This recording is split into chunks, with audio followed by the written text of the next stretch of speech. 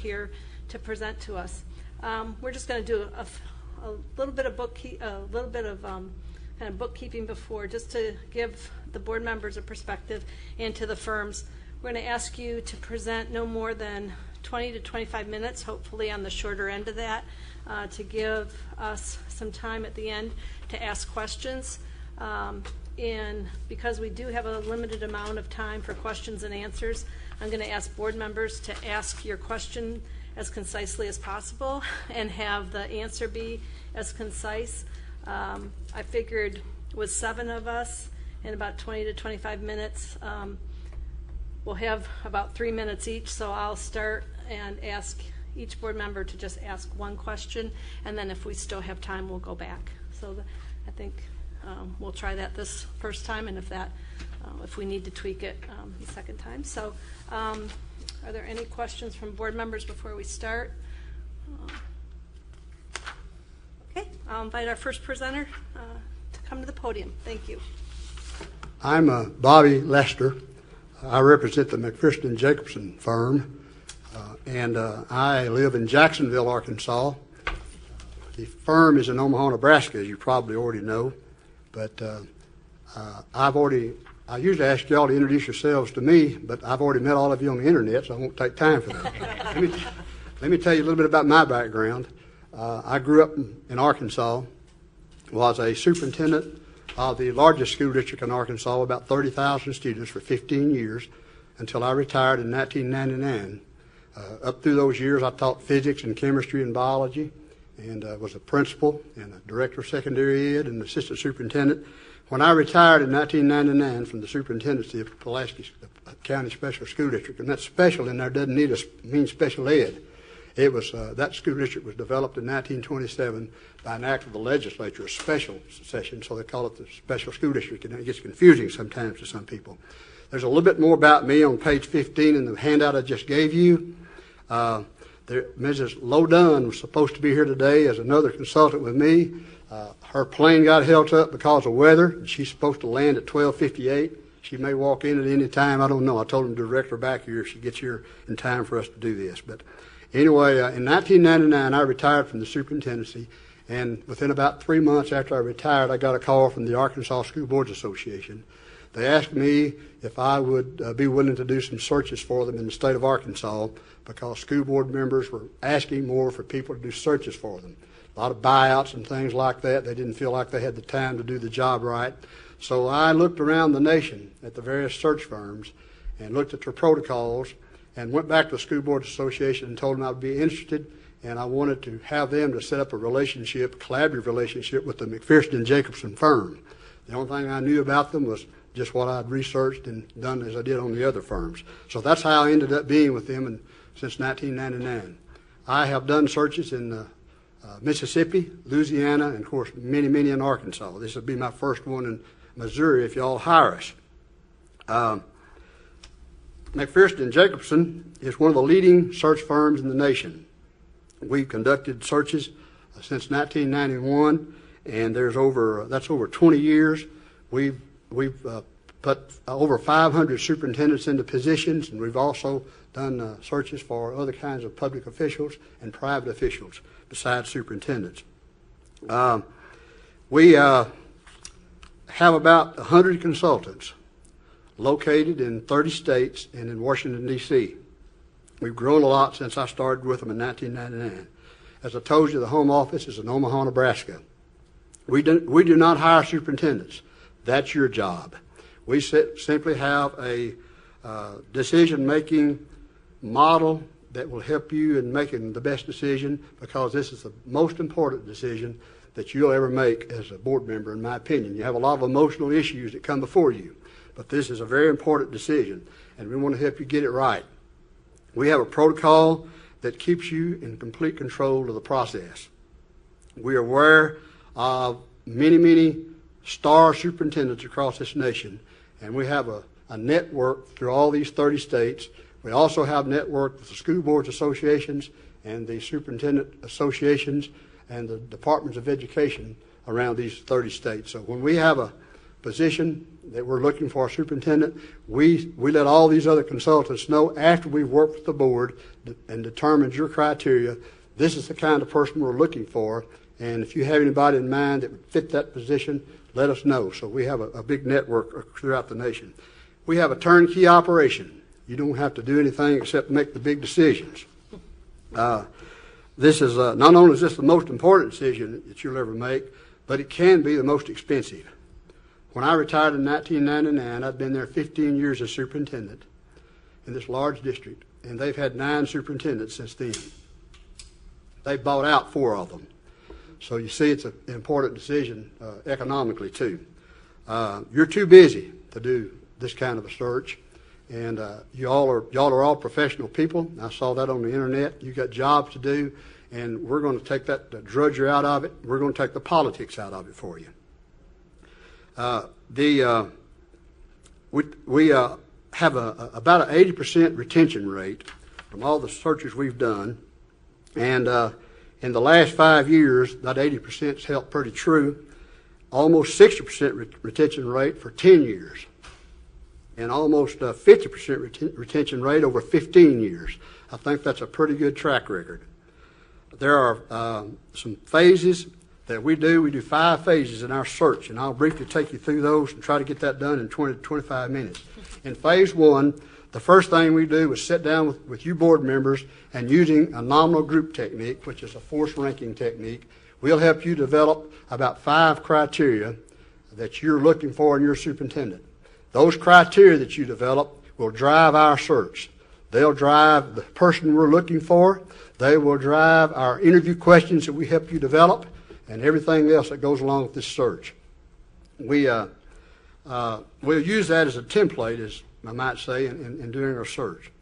We establish appropriate timelines for you. We develop a calendar that meets your criteria, that whatever you want, to do all phases of this search.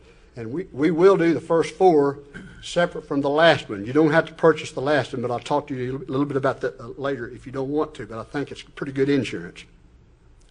So we develop a calendar with you, with everything that's going to take place, the interview dates, the board meetings that you'll be involved in, when we're going to meet with the stakeholder groups, and all those kinds of things.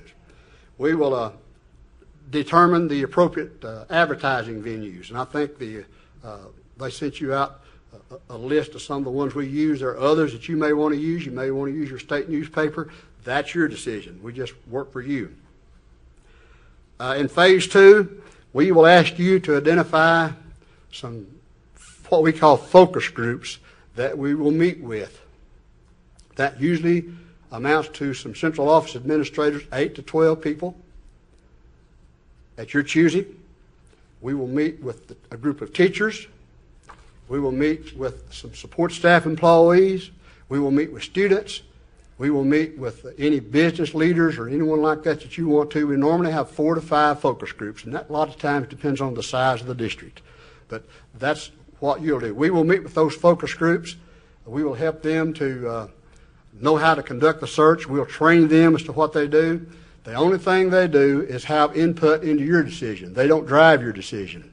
In fact, we make it very clear on the very front end, you're not hiring the school board, but you're going to have some ownership in it, you're going to have some input in it, and you're going to know actually who the board is going to be interviewing when it comes right down to it. So we'll work with you on that, and you won't have to worry about any of that. We'll take care of all the training. We have the forms for them and everything that goes with that. We will prepare an announcement of vacancy. We'll prepare a application form that they can reach electronically off the Mac and Jake website. They can fill it out on there. They will be responding to your 5 criteria in writing, and we use those very much in the original screening to make sure that we're not just going to throw somebody out on the front end, but unless it's just pretty bad. But if they don't have the background that you're looking for and meet your criteria, we would probably eliminate some of them pretty quick from that. But they respond to those, and as I said, that drives the entire search, even your interview questions. The application form, as I said, it can be done electronically on the website, or it can be done hard copy. We will send out and receive all the application materials. When we have the applications on the internet, we have all that available. We also make sure they get their transcripts in and their license and all that kind of thing. Your personnel department, your human resources department will not have to worry about any of that kind of thing. We handle it all in-house. We will actively recruit people. In my state, for example, I have a good relationship with all those folks I mentioned a while ago. I always send the criteria to them, and we make sure that if there's any stars that they want to tell me that they think fits your criteria, fits your size district, then I recruit them.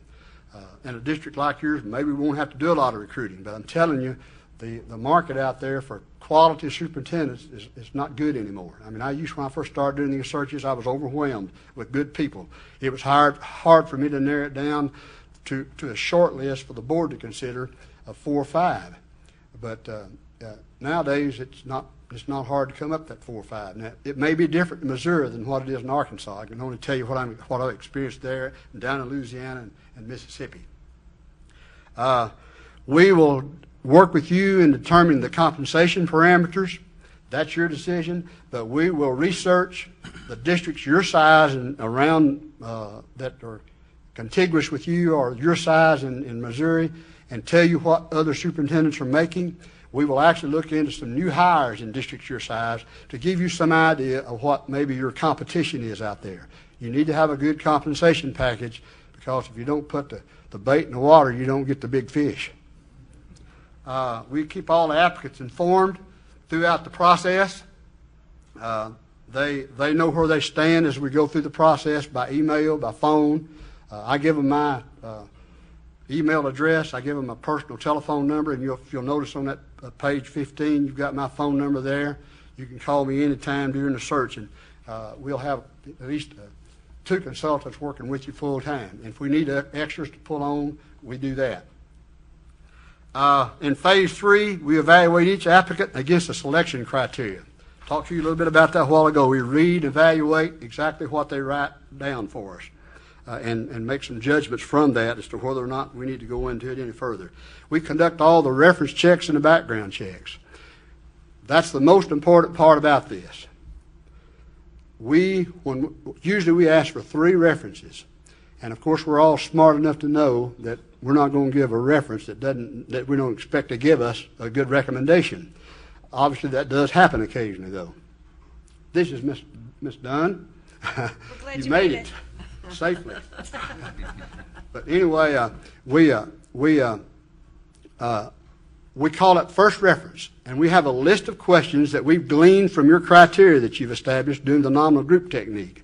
When we finish that list of questions, we ask 2 further questions. We ask them, is there anything at all in this person's background that if it were to become public would be an embarrassment to them or to the school board? We don't want somebody a year from now having something come up, embarrass you all to death, and have a big issue. So we ask that question.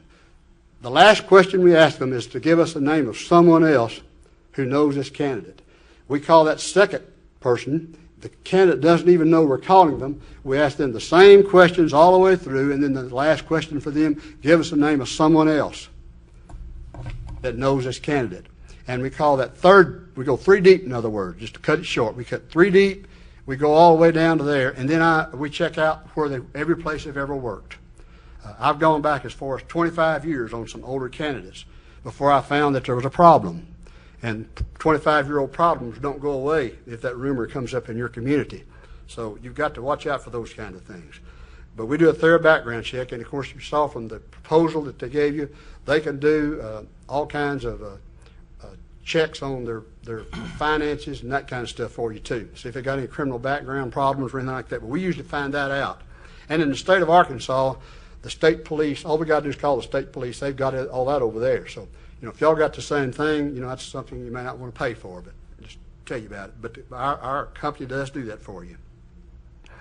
We bring every application to you. Even if the first reading of it wasn't good, it's still in the stack. We may bring you 30, 40, 50 applications, and you have a right to look at every one of them. We don't tell you who to hire. But we come to you with a short list. We'll come to you with anywhere from, 3 to 5 usually, but most of the time 4 or 5 in a district this size. And we'll say these are the 4 or 5 candidates that we've checked out very thoroughly. They meet your criteria, and these are the ones that we think that you probably ought to interview. If you want to interview someone else in that stack, that's your business. You know, that's the way we handle that. But we bring you the short list. We assist the board in developing a set of interview questions. We have a bank of hundreds of interview questions that speak to anything you can think of that a superintendent does, almost down to driving the bus in some of these small districts. But we have those, and we will let you select from those, and we will send you the ones we think you ought to ask. We'll take care of that for you. We'll tell you the ones. Here's the ones that are pertinent to your criteria, but you can add any questions to it you want to. You know, we end up giving you a form that you can use and make notes that's already got the interview questions prepared for you. You don't have to worry about any of that. We will send a letter to all the applicants who were not interviewed. The Dear John letter. We let every one of them know that we appreciate them applying on your behalf. The letter's on your behalf, but we take care of that, tell them we appreciate them applying and letting them know that they weren't selected for an interview. In phase 4, we coordinate the interview and the visitation procedures. The way we usually do it is we bring in each candidate for an all-day deal.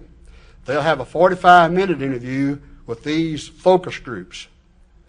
We help the focus groups develop their questions. We make sure those questions are all legal questions and that they meet the criteria of the law. We don't want you to get a lawsuit. So we approve their questions, and we help them to narrow them down to the most important. And they have about a 45-minute interview with the candidates. We'll do an interview schedule so that has your approval.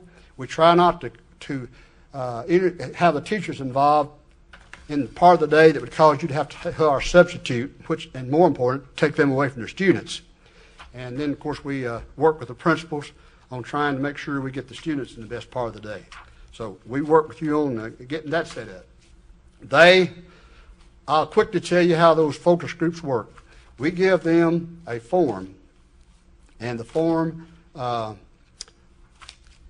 it has give the board the strengths that you saw in this candidates. And they list those, and then we have another one on there. It's not exactly a question, but it says tell us the question marks you have about this candidate. You hate to say tell us the weaknesses, you know. So, but that's really what it is. After they finish their interview, they go out and they summarize these for you, and then they put them in a sealed up envelope. And you can you can open that interview each night after your interview with the candidate and see what those folks said, and those are real eye-openers. Or you can wait until all of the interviews are completed and open them all up. Now, if you read this book, it probably tells you to do it that way, but many of my boards say, no, I want to open it up that night when I've got a person fresh on my mind. I want to see what the teachers, the students, and everyone else had to say about them. Now, we also, and I didn't mention this on the front end, in addition to those 4 or 5 focus groups that are small, 8 to 12, we will have a community meeting in one of your large high schools where you will put the ad in the paper that we're going to be here, and we will go in and ask those people the same questions that we asked these focus groups the first time we meet with them. We ask them to tell us the strengths of your school district and your community. We ask them to tell us the characteristics, the qualities, and the skills that they're looking for in their new superintendent. And then we ask them to tell us, are there any issues that the new superintendent will be facing? And once we've gotten that feedback from all those focus groups in that evening meeting, we will summarize those for you in writing and report those back to you. Sometimes that's an eye-opener. But you'll usually find that the characteristics, qualities, and skills that they enumerate match up with yours almost identical. So we do that with all those groups. Can I just ask a clarification? Is that done at the interview stage, or is that done back? We start right on the front end with that, right on the front end of the search. The first time we come here, we will have asked you to put together 4 or 5 focus groups. Right. We will meet with them. We'll have them to elect a chair, and then we will ask them those 4 questions. We will summarize those, and we'll also pass out all the forms they're going to be using. Okay, tell them so how that's to prior to the interview. Oh yes, way long before that. In fact, I usually come back the day that we bring you the short list. Just before the board meeting, when y'all are going to select who you're going to interview, I usually sit down with them at the last minute, and I get emails from them all the time, asking questions. So, we've got them well trained, before the interview process starts. I promise you. Yeah, right. We coordinate the visitation of the candidate's spouse. That again, this is something that's elective on your part. But it's kind of like hiring a preacher. You don't just get the preacher, you get his wife too. You better be sure that you're a good asset to your community. So we recommend that you invite the spouse. And we invite the spouse to spend the day here, just like that superintendent does. He's going to have a tough day. He's going to be going through all these informal interviews, meeting with maybe a group or two that you want them to meet with, and then that evening they're going to be meeting with y'all. But we recommend that you have someone here in the city or in the district to take the spouse around during the day, showing them the various things that they're interested in, the hospitals, the schools, the parks, if they're interested in art, the art centers, those kinds of things that they have an interest in. Because not only are we recruiting that superintendent, we're recruiting the spouse. If we don't get the spouse, we're not going to get the superintendent. And that evening, when we've gone through all these focus groups, we let them go back to the hotel to kind of freshen up. And then we recommend that you board members and your spouses have an informal dinner with them at a restaurant where you can get a back room, give you board members and your spouses a chance with that spouse and that candidate to just talk to them informally, get a feel for how they're going to fit into your community. We think that's really outstanding, and sometimes it's a deal breaker. Sometimes it's a real deal maker. So we arrange all that. You don't have to worry about that. Now, the only thing that we require from your district is that we have a point of contact, and that's normally someone who's close to your present superintendent who can help us with getting the brochure put together. Now, we put together a brochure, a nice brochure, and I'm going to give you a couple of examples. This brochure, in addition to these are a couple of districts that are about y'all's size. I've got a bunch more in the briefcase if you want to see them. But we have that on the internet along with the application. So every candidate, anybody that's interested in this job can pull that right down off the internet and copy it or read it right off the internet. And our graphic artist does all that for you. You don't have to worry about that. But it's in the cost. Of course, it costs you. Everything costs you, just like it does me. But we'll make arrangements for the candidate's wife or husbands, depending on whether it's a male or female. And it's about half and half nowadays, folks, I can tell you. A lot of female superintendents and a lot of the searches I've done, and they're doing a good job. So don't count them out. But we'll make all those arrangements. We will then, once you've selected who you want to interview, we're going to contact the finalists. We're going to make sure they're still in the ball game. If someone else has been recruiting them, then they may have taken a job or something in the last 3 or 4 days. So we call all of them, make sure they're still on board, and we will have developed by then an interview schedule. We tell them what the schedule is. We schedule it a day for each one of them.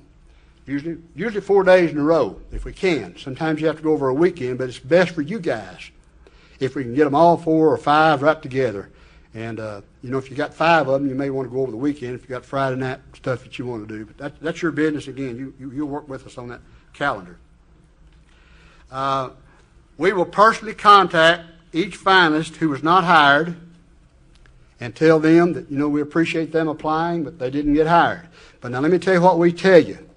Be sure you've got a contract before you announce who your finalist is, because for some reason or another in trying to negotiate a contract, and we'll help you negotiate the contract. I do it a lot of times. But if you don't get that candidate, you don't want your second and third choice who may be very close. I mean, I hope y'all are really scratching your head about which one's your choice. You've got so many good ones. So we'll hold up on notifying them until you've made sure you've got a contract. That's basically what we do, and I'll answer any questions you got. And I don't know how well I've stayed on time here. Did pretty well. Yep.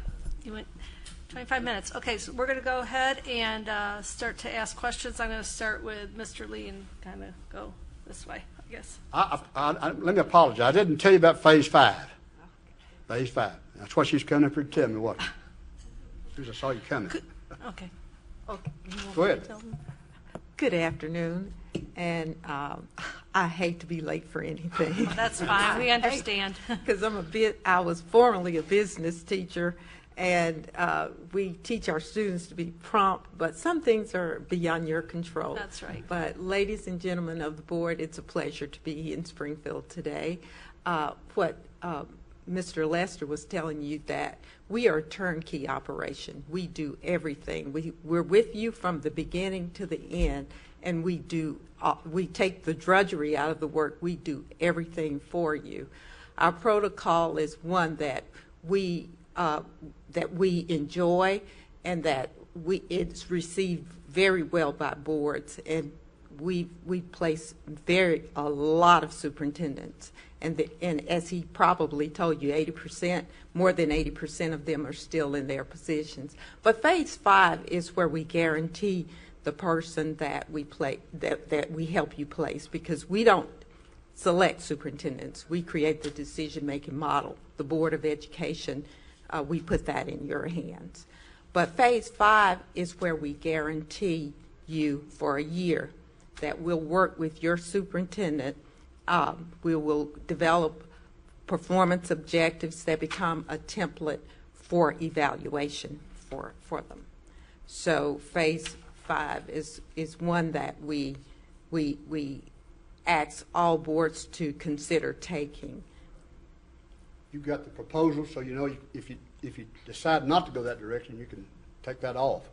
But we work with you in conjunction with your new superintendent right off the bat, and develop those performance objectives. And then he develops his own action plans. And we don't do the everyday stuff on there. We want something that y'all want to see him accomplish in that first year, him or her. I keep saying him, yeah. But that first year. And then we develop ways for you to measure it and that kind of thing.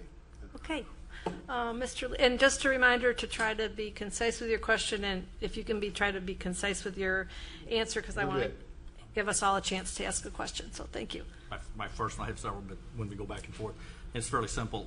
You mentioned several people that would be working on the project. Who's the lead person? Mainly two Who would those consultants will be here. Do you know who that is?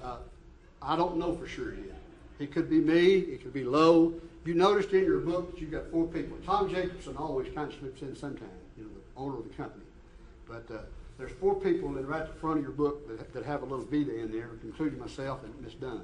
By the way, she used to sit in your place as a board member down in For Morehouse 20 Parish, years. Indiana. And I did their search, and then she started wanting to go to work for us after we did her search. Yeah, I believed in the process, and I'm not an easy sell. Okay, Mr. Hosmer? Yes, sir. Do you have a question? Oh, yeah. I guess my question would be: we're interviewing 3 different firms today. Can you tell us if you know how you differentiate between these other 2 firms? I mean, what you're going to do that's a little different? I can't. The only thing I can tell you is over the last 12 or 13 years, a lot of our protocol has been taken up by them. Because all I knew is what they looked like back in 1999 when I was making a decision to go with this firm. And I'll tell you why I went with this firm. I strongly believe in having people in the community, your teachers and people, having a little ownership in this deal. And they have started doing some of that. So, used to they didn't do as much of that as this firm did. That's why I selected them and recommended them to the School Boards Association in Arkansas, 1999. Okay. Mrs. Bush, do you have a question? You have a question? Yeah, I do. I'm sorry, Jerry and I are negotiating those questions over here. How do you determine the qualities of the candidates? When you say you have a list of qualities, how do you know that that person has this quality? You tell us the qualities and characteristics and skills you're looking for. When we call the references, our questions drive towards those things. We record the responses to those questions and check those people out deeply through the references to make sure that they can do what they say they can do, and they can do what you said you want them to do. And of course, we want to know about personalities and a lot of other things too that we bring into this thing. I'm sure he told you that we use the nominal group technique to help the board come up with criteria for selection, and we align that criteria with the qualities and references that we get on these applicants. And as he said, we go 3 deep. We do not just take the top 3 that they've done. And we have a networking across all states where there are over 95 of us consultants, and you can bet most of us know somebody who knows that individual. If we have someone apply from Kansas, we will call one of those consultants up in Kansas, send them the criteria, and they know the person personally. Okay. You know, usually they know somebody that does know them personally. That's how we find out about them. You know, then it's just going. We hope we bring you 4 or 5 good candidates that the chemistry is going to be the only difference in how they come up with you guys. Okay. Mr. Renner? You feel like, knowing the size of our district, and I noticed one of the brochures was from Little Rock was almost exactly the size of our Yes. district. Do you feel like that leadership qualities transcend all sizes of districts, or have you found that based on a district our size, we should be narrowing the search to someone with experience in at least somewhat similar sized districts? My experience with this is that it's better if they've been in the district that has several people around them, and so we can find out if they're good delegators and if they have good accountability with the people to delegate to. You know, you don't want a district of 500 probably, a superintendent coming in here and taking over this district. Although that superintendent in that small district has done everything you can think of almost. I mean, he's driven the bus when they couldn't get a substitute bus driver. So the grassroots criteria for a superintendent are in any size, but yes, I would think that for a district this size, we need to find someone who's had some experience, even at the assistant superintendent level in a larger district, to know, how that district works. I grew up in the district that I became superintendent of. I was a principal, director of secondary ed, assistant superintendent, and then eventually superintendent for 15 years. And yet I went to school and taught my first years in a little district of less than 500 students. So I can kind of tell you from experience, it's quite a jump to make, because you have to learn how to trust your people. You got to hire people that are smarter than you are. If you can't find someone smarter than you are to fill an assistant superintendent's job, you better not hire them. Now, when I say smarter than you are in their particular area, because you got to be generally knowledgeable of everything, but you got to stay on top of things and make sure they don't bring you some cockamamie idea that won't work. I Part of it. led the search for Little Rock, and I saw that you had the Rapides Parish brochure, and I found that the last searches that I've done, all of the boards have requested that it be a person that is experienced, because they wanted someone who could walk in to the job and perform instead of learning on the job. I usually say that sometimes they end up getting an assistant superintendent who's been at a high level. Dr. Frederick? Or doesn't matter, either one of you, I'll go last. So. Of the 20% that aren't retained, what would you say the major reasons are? Board, Go ahead. board and superintendent relationship. And phase 5, I failed to tell you that we come in and we do enhancing board and superintendent relationships, because that's the honeymoon, and we want to make sure that the honeymoon continues. I have a question back on your phase 3 when you were talking about the references and background checks, and you indicated you really go three layers of vetting this individual. And if there are concerns that show up, maybe particularly one that's an outlier, will you even still bring that one forward to us? I mean, will we see that one, or if you just one that's just you think it's just a personality conflict somewhere? Do we see that, or do you just go with things that are recurring? It's just a personality issue, and we think that's what it is. That's one thing. If it's a moral issue, no, I would never bring the moral issue. And Even though I've had boards go through the stack of candidates and say, why didn't you bring this person? I met him at AASA or NSBA. Why didn't you bring him?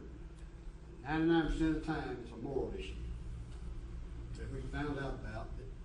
That, happened 20 years ago, possibly.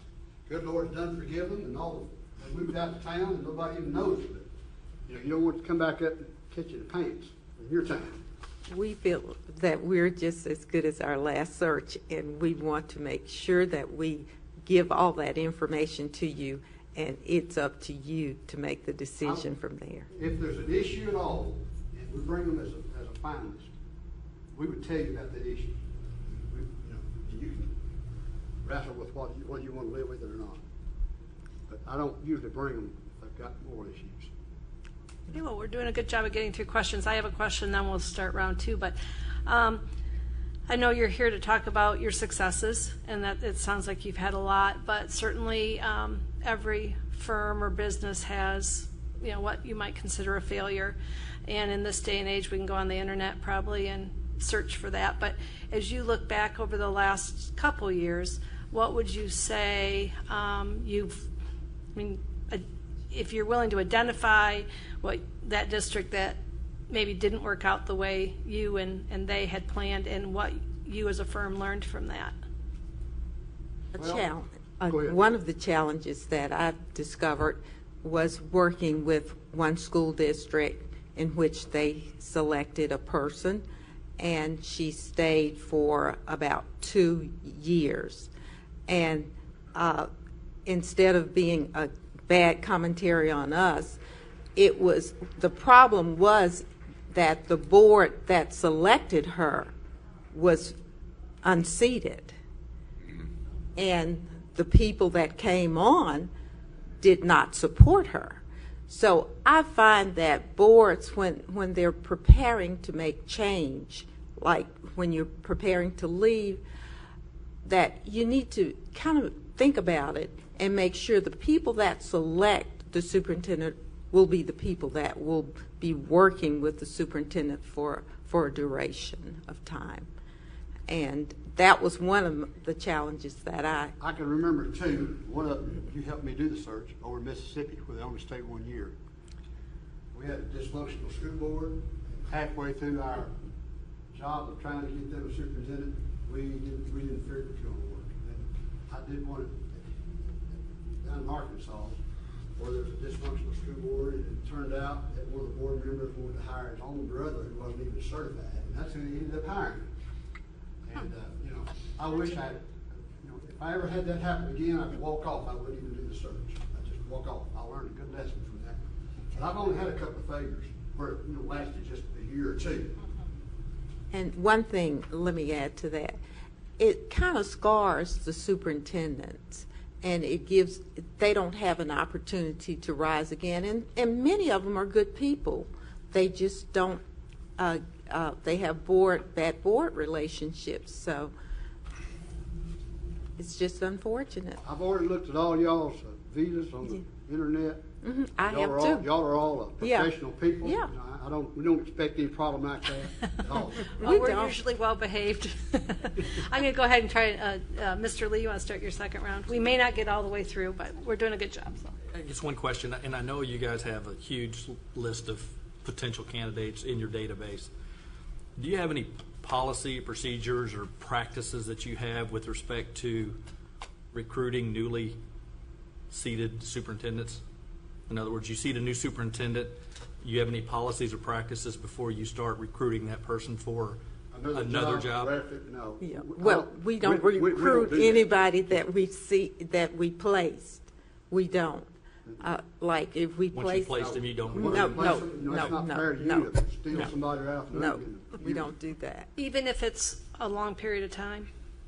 I haven't ever done that. Now, I can't be honest with you. I can't know if any other consultants. There's 100 consultants out there. And I don't across these 30 states. If it's ever happened, I don't know about it because I'm just not going to do it. It's not morally right. Right, Andy. One of the things you've talked about in phase 2 is the stakeholder input, and phase 1 is the board telling you characteristics of what they want the new superintendent to look like. My guess is our board is going to come up with the same 4 or 5 characteristics that every other school board in the United States has come up with, which is the typical characteristics that everybody wants. Not going to change the wheel on that. But we go into getting stakeholder input, teachers, representative teachers groups. What actually does that do other than kind of become an echo chamber of, don't you want a good superintendent? Yeah, we do. How does it change your job? The focus group? Yeah, by them being them. It probably doesn't do as much for y'all as it does for them, but it also does something for you, and letting everybody know that it's completely open search, that there's not even hidden agendas, and it gives them some ownership in it. That's Although, we tell them right up front, we, the board, knows you guys are professional people. They don't want you ranking the candidates. They don't want you picking up the phone and calling them and telling them that they like candidate 1 on Monday and candidate 2 on Tuesday better than they did the other 3 or anything like that. So if you do that, you're unprofessional. I've never had a problem with that because I really emphasize that you don't want that to happen. They'd be unprofessional. If one of you guys has a wife or a husband that's a teacher, I may come home and tell you which one they like, but they get over these focus groups, but that's, we don't pay attention to that kind of thing.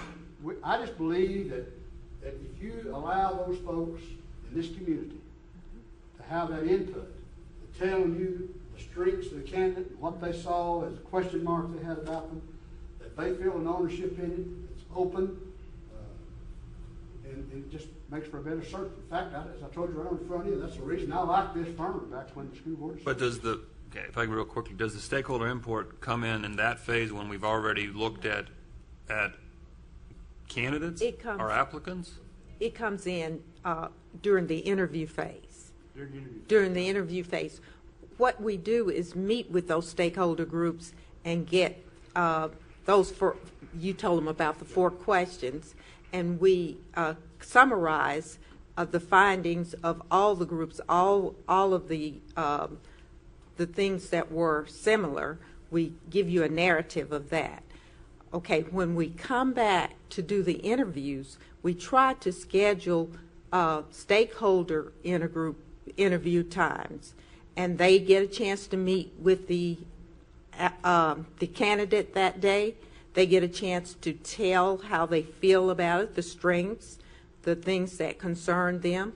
And as Mr. Lester said, we ask them not to rank them, just to give the qualities and things that they enjoy. They put that in an envelope, they seal it, pass it on to the point of contact. When you get ready to make your decisions about your final person, you'll open those up and read those. And maybe it may spark your interest if there's 2 that are pretty evenly yoked.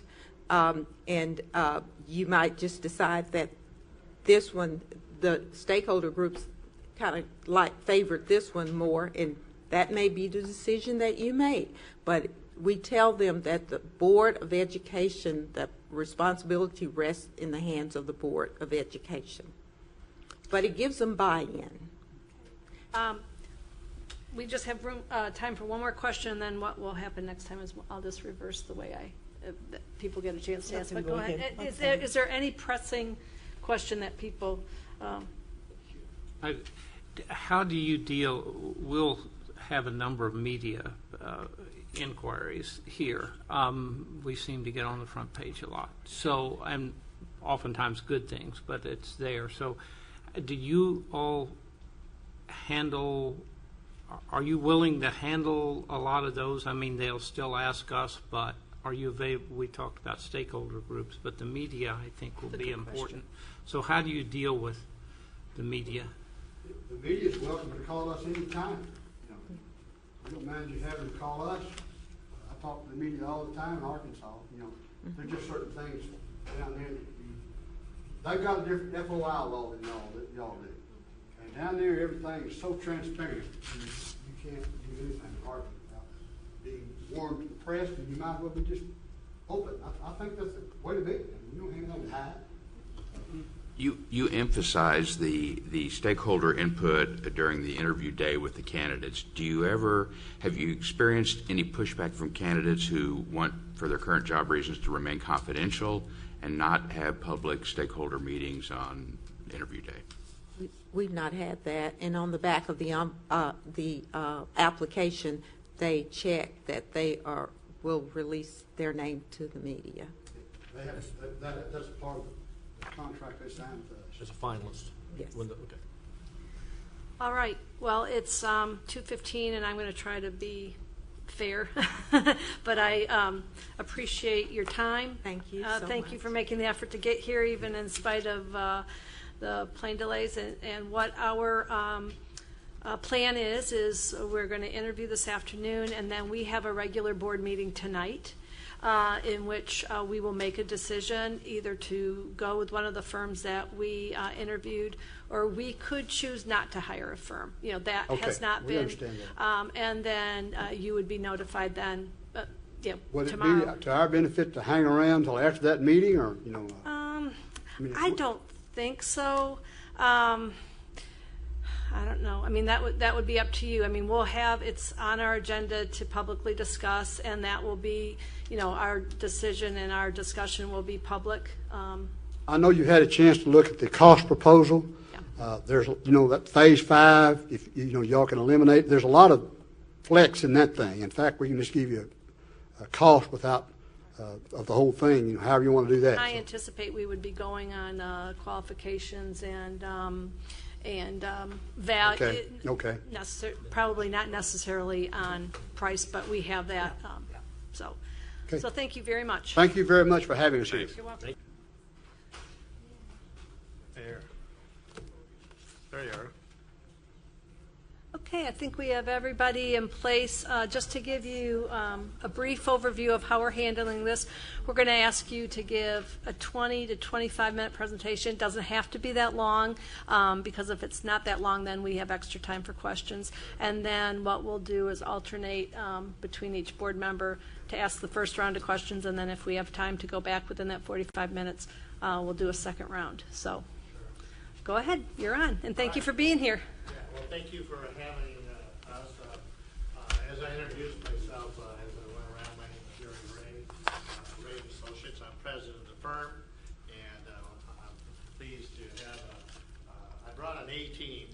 If you read any information here, I got Bill Newman. Bill is our national search director. And Bill, you might want to say just a couple of words here. Hello. Yeah.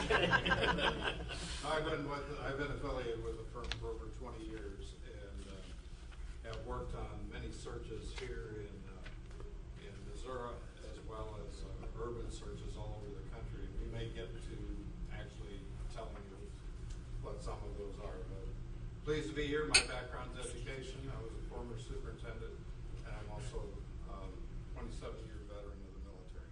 And you're from where?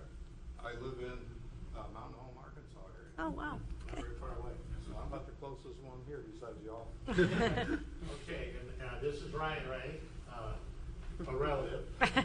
You can see that. My son Ryan, he's been with the firm for a number of years, so. I've worked in searches across the nation as well as in the state of Missouri.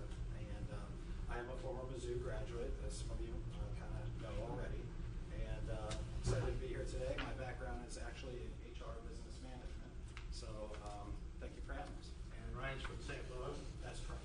And this is Christine Kingery. Some of you, if you've been at the national convention, you've probably met Christine. She's our vice president of our firm. My background is in educational media, and I've been with the firm for 34 years. And I do a lot of work with the constituent groups when we hold searches. And I've also worked in the Missouri and the urban superintendent searches as well.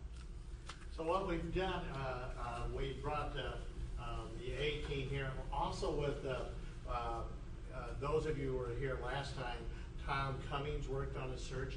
Tom will be working on the search if we get it again from North Kansas City. I just wanted to mention he had a conflict. He said to say hello to everyone, that he will be working on the search as well as Maggie Noy. Correct. Maggie Noy works at Southeastern Missouri State, former and lawyer. Yeah, and she'll be on as well as Tom Morgan out of St. Louis as well. So you've got the whole gamut here, and the reason why we have this team is because because this search is important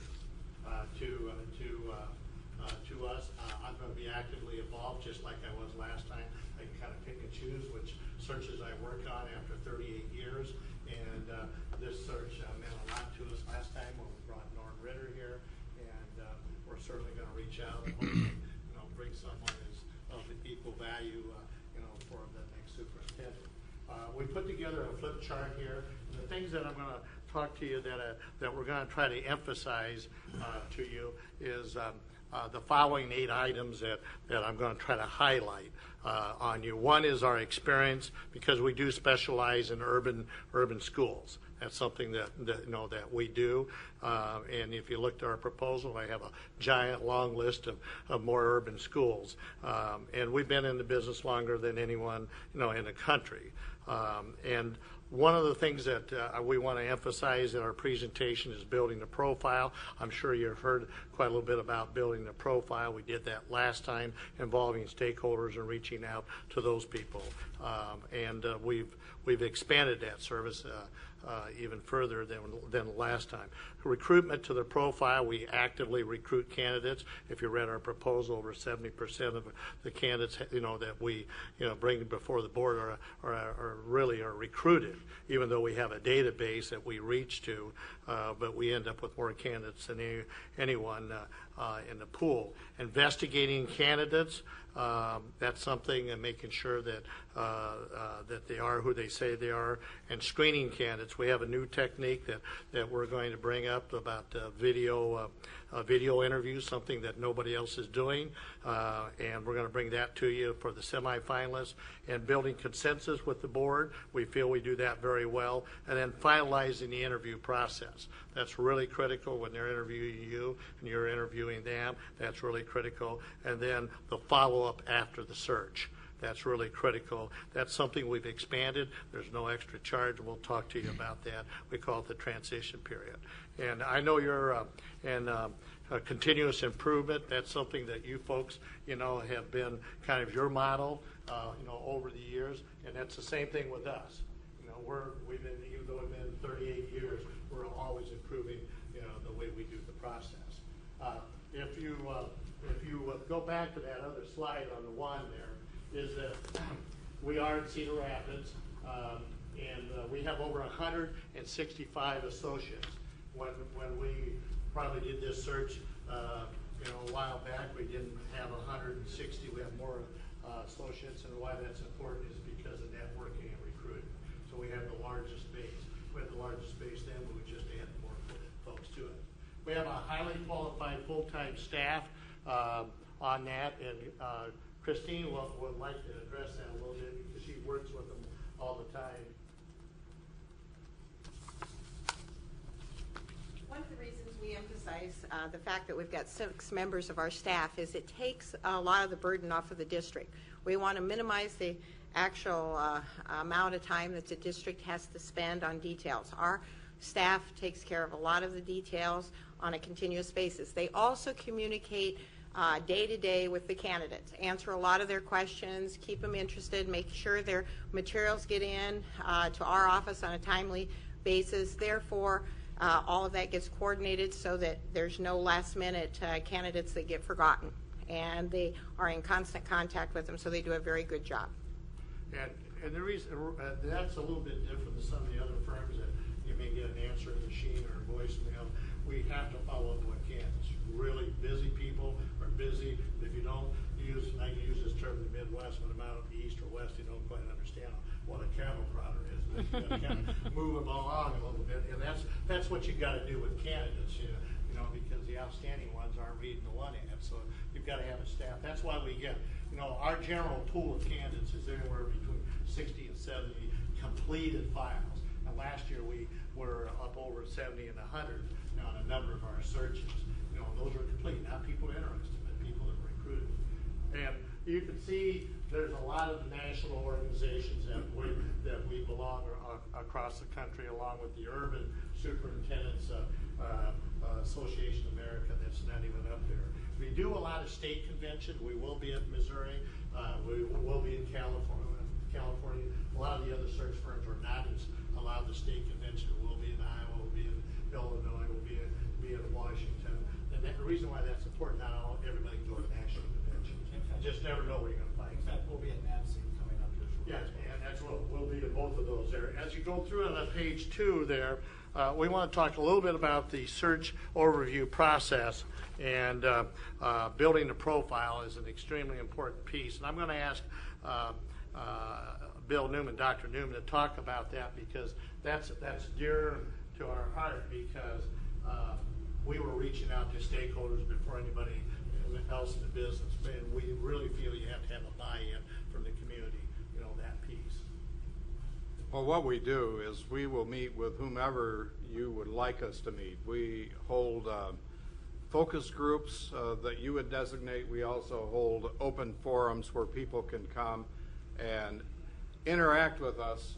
We have some questions that we ask, but they're really for the purpose of dialogue more than they are getting specific answers to questions. We create dialogue because we take notes, and we're trying to put things together so that we have a feel for what the community and your staff think the next superintendent ought to be like, what qualities. We also use a 33 quality assessment tool that we'd ask the board members to complete, and everybody you had us go talk to would complete it as well. Plus, we can put it up online through SurveyMonkey, and you would get those responses as well. So when we're done, we come back to you with, here are the things that the people and you said, looking for that congruence between what you're looking for and for what the public and staff. And you'll find that there's a lot of congruence. We'll be able to identify maybe the top 10 or 12 characteristics to trigger our recruitment. Recruitment. Yeah, and that piece, last time we had the survey was 27 characteristics, now it's 33, because characteristics have changed over the years. In fact, I'm going to be speaking at the National Superintendents Convention in California on basically what are superintendents, particularly in urban district, are looking for in today's world. And now we have 33, and it's data-driven based upon information that we have had and we've presented at the various conventions on what boards are looking for. A number of years ago, student achievement wasn't even on a lot of places. Now that's at the forefront. And looking back on it, shame on us, all of us. But anyway, you'll get that. It's in a number of languages, and it's up there. We get great response. And like Bill said, we have a lot of open forums, morning as well as evening. The assessment's in different languages, you said? What's that? The assessment is in different languages? Yes. Okay. Yes. Yes, it is. We've done as many as 18 languages in Patterson, New Jersey, I think, even in different scripts that I couldn't read. It's because of the urban settings that that we're involved in, and it's really really critical. For us, we'll develop a timeline. This is your search, not our search. We'll give you some suggestions in the process, but we're not going to hire the superintendent. You're going to hire the superintendent. Our job is to make, go out and recruit great candidates to the profile that you're looking for. And that's why that profile piece is so important. Nothing gets lost. If it doesn't get into the flyer, which we prepare, and that's what Christine was talking about, we will prepare the flyer for you so your staff doesn't have to worry about doing that. And we'll be asking for information. You'll approve everything before it goes out, and people will be able to see the flyer, be able to apply online. We'll develop the recruitments. We'll give you an update, a board update on a regular basis, and then I want to talk about recruitment. That's one of our strengths. That's what our associates really do. We're very pleased that we have over 40% of our staff is of women and minority. And I can also tell you that we have placed more women and minorities than any firm in the country. And we're pretty pleased with that. And that's because we know how to aggressively recruit. And some firms really don't have that sort of makeup on their team. I will tell you, aggressively recruit candidates, that's important. We'll certainly do some advertisement and that sort of thing in certain publications. Believe me, there's a lot of free publications. I don't write boards. to spend a lot of money in places just to spend an ad, spend some money on an ad and advertise the firm more than know what the job really is about. There's a lot of free websites. In-depth screening of candidates, a background investigation, that is the most, critical. It's one thing recruiting candidates, but we want to make sure, we go back job after job and make sure they are who they say they are. And Ryan, I can tell you, is Mr. Technology when it goes to that. He oversees that. Ryan, you want to talk a little bit about the technology piece of that? Sure. And he's going to talk to you about the video interview because that's a new piece that nobody else is doing. He is correct. So we came together as a team this summer and decided to do video interview technology. And so what we can do is when we first bring you the candidates, you'll be able to see the candidates interview before they actually come and interview with you. So we're looking somewhere between 2 to 5 questions. So when we present those first candidates to you, we'll be able to say, this is Mary Jane, this is Mary Jane's packet, and then here are Mary Jane's answers. One of those questions may be, why do you want to be the next superintendent of Springfield Public Schools? And maybe 2 to 3 or 4 questions pertinent to the district itself. So nobody else out there is doing this technology. We think it's, revolutionizing. And I think what that means is we'll bring all the materials as you go over on page 3, of your proposal when we're presenting the semifinalists. You folks that were on the board last time, you know that you'll get all the information, you'll be able to see it. But we'll have the 8 or 9 or 10 or what we call cream of the crop. I always like to use that term when I'm out there. One on the East Coast, West Coast, cream of the crop. But anyway, the top candidates, and that's the video you'll get the chance to see. The reason why that's important is sometimes you just see paperwork, and you'll have all that from us. But if you can just see a little piece of how they're interviewing and specific questions that come to your district, that'll help you. You might say, normally we might have invited that person in. You might have wasted their time or your cost. This way you get a chance to actually see them. And it's quite a process, and we're pretty excited about that. So that does set us apart. We do have a matrix system, which is a grading system. It's a forced choice, to try to bring consensus to the board. Boards do love it. We've had boards that were split on issues that come together on candidates. It's a scoring instrument. And then we will help you with the interview questions and the interview process. And there's lots of ways to do the interview process. But one of the things we're very strong on, when you get down at the end, and if you bring back 2 or 3 of your top candidates, if you do it that way, we believe in bringing the spouse back, because I can tell you, we always want to have, we're selling the spouse as well as we're selling the candidate. And we want to make sure that they're not coming here wasting their time. We want to make sure that they come here and they check with, they've got a sophomore son or a daughter. We want to make sure have they checked with all those before they come in here. We don't want anybody trying to bid or drive their salary back home, up or whatever that case may be. We want to make sure they're genuine, interested in the job. And when they come here, we'll have a schedule for them as well. That's really important, because we know the board's going to change over at different times. All boards change over at some point in time. But the community is still the community, and the challenges are still the challenges. And this place is not going to move. So if they're going to move here, they got to know something about Springfield and making sure this is the right place. So so if you have a first or second round, I'm almost done through the process here. The next one is if you're going to do an on-site visit, we'll help you do an on-site visit.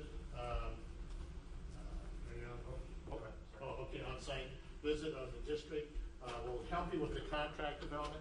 That's really key. A lot of firms won't do that, but I want to tell you, if you make an offer, if there's something that particular candidate wants in their contract, one of the things a firm can do can say, look, they're not going to buy that. It's not going to happen. You might have got a good deal in your last contract, but this school district, they're not going to buy it. So get off of that point, rather than having heads butt and then somebody walk away. And when we can break the word to them and get that piece done. So we can assist you with that contract development. Obviously, you'll have your attorney draw up the terms, but if there's something in there that we can help in the process to be successful, we want to make sure you get your top candidate, and that's what we're after. And then the last item here is something new that we have. It's called the board assessment. And what the board assessment is really is an ongoing assessment that we have the board fill out and we have the candidate fill out, and to see what we call setting expectations. It's over 9 different areas that we've worked on this for a lot of years. It's data driven. It'll come to you and it'll be talk about how the candidate, how you view the board superintendent relationship, how do you start building your team. Now you may have some other instruments that you're using. I know you use the I believe it's plus delta. Is that what you use that? But this will add to it. But what's really nice about this, it's an ongoing. We will continue to do this every year with the superintendent and the board with no charge, as long as he or she is employed. And what that does is if there's some areas that you're a little bit off, or maybe the expectation, or you feel like you're a little not on the same page as far as developing a positive relationship, it covers community, it covers all kinds of relationships. The last thing I want to mention, going to our last slide here, is that this has been our mission statement. And when you've gone by our booth, you've probably seen this statement. And it's really, it's not just a, even though we might be from Iowa, a corny statement. It's a statement that's been there a long time. We want to make sure that whoever you hire, he or she, they're going to have an impact on staff, the community, and board members. But the bottom line is we want to make sure we have a positive impact on the education of all students. And that's really important to us, for that piece. We also offer a 2-year guarantee. It's a 2-year guarantee. I don't know any other firm if somebody else is offering a 2-year guarantee, they just started that, because we've been offering that for a long time. And what that means is if the candidate, if he or she is not, if they take off for whatever reason, and if you're not satisfied, that we come back and do the search only over for expenses only. And we would want to do. I mean, I've been in business for a long time. This is going to be our last job. And so that's important as well. We'll try to answer any questions you might have. In fact, I'm a little less than my 20 or 25 minutes. But, did a good job. Yeah, well, I just kind of buzzed through it. So we're happy to answer any questions you might have here. Okay, I'm going to start with Dr. Frederick this time. I don't want me to do all the talking, because this is a team. By the way, we're not here just to sell a job. We're going to work the job. Under your section of build a profile, you have a bullet and you mentioned public and employee meetings for input. And I don't know that I heard a lot of detail on that, and you might be able to fill in a little bit. Who would you be, where would you get a list for public and employee meetings? What would that look like? And how would the feedback come back to the board? Well, it's something that I talked about earlier, and keeping in the space of that 20 minutes, yeah. I can go into more detail. Yeah, please do. With your answer. First of all, there are people out there, maybe groups, that you would like to hear from in regard to the characteristics for the superintendent. You target those for us, and we go to them, and they come to us wherever in a school. We move about the town. We've had as many as 2 or 3 meetings going at the same time. 2 works the best because we can have 2 people at each one. But people come to an open forum, and like I said, we try to create dialogue. We take copious notes that we can share with you in terms of what the public is saying. And by the way, it's usually pretty redundant that we're hearing the same thing as we go. And we can bring that back to you, and it helps formulate, characteristics that you'd like to see. But remember, I also said that we have that 33 characteristics survey that we want to give to those people that come to those meetings. You may have people like in a focus group that might have 12 people on it, or you might open a high school on a night or a morning on the way to work or whatever, and have 100 people there. And we've had large groups, and we've had invitation opportunities, and had small groups. Could have had 200 and we had 12, that sort of thing. But all of that information then comes back to you as we come together to say, this is what we're really looking for in terms of the characteristics. And just one more thing I'd add on to that is the fact is we don't edit any of that information. So on one of those sheets at those forums, they're able to go ahead, it's a blank sheet, write whatever they want. And so we will not edit any of that. You'll have access to all that information. We don't retype it. It's in their handwriting. Yeah. And that assessment can be put online too, right? Yes. So then there's really no limit on who can provide input. No, but I think it's important for you to know that when we interview the board members, we'll ask you to complete that survey. That'll be one group in this spreadsheet. The Survey Monkey, the online group, will be a group by itself. It might have 300 people in it or 500. But you might have a focus group with 8.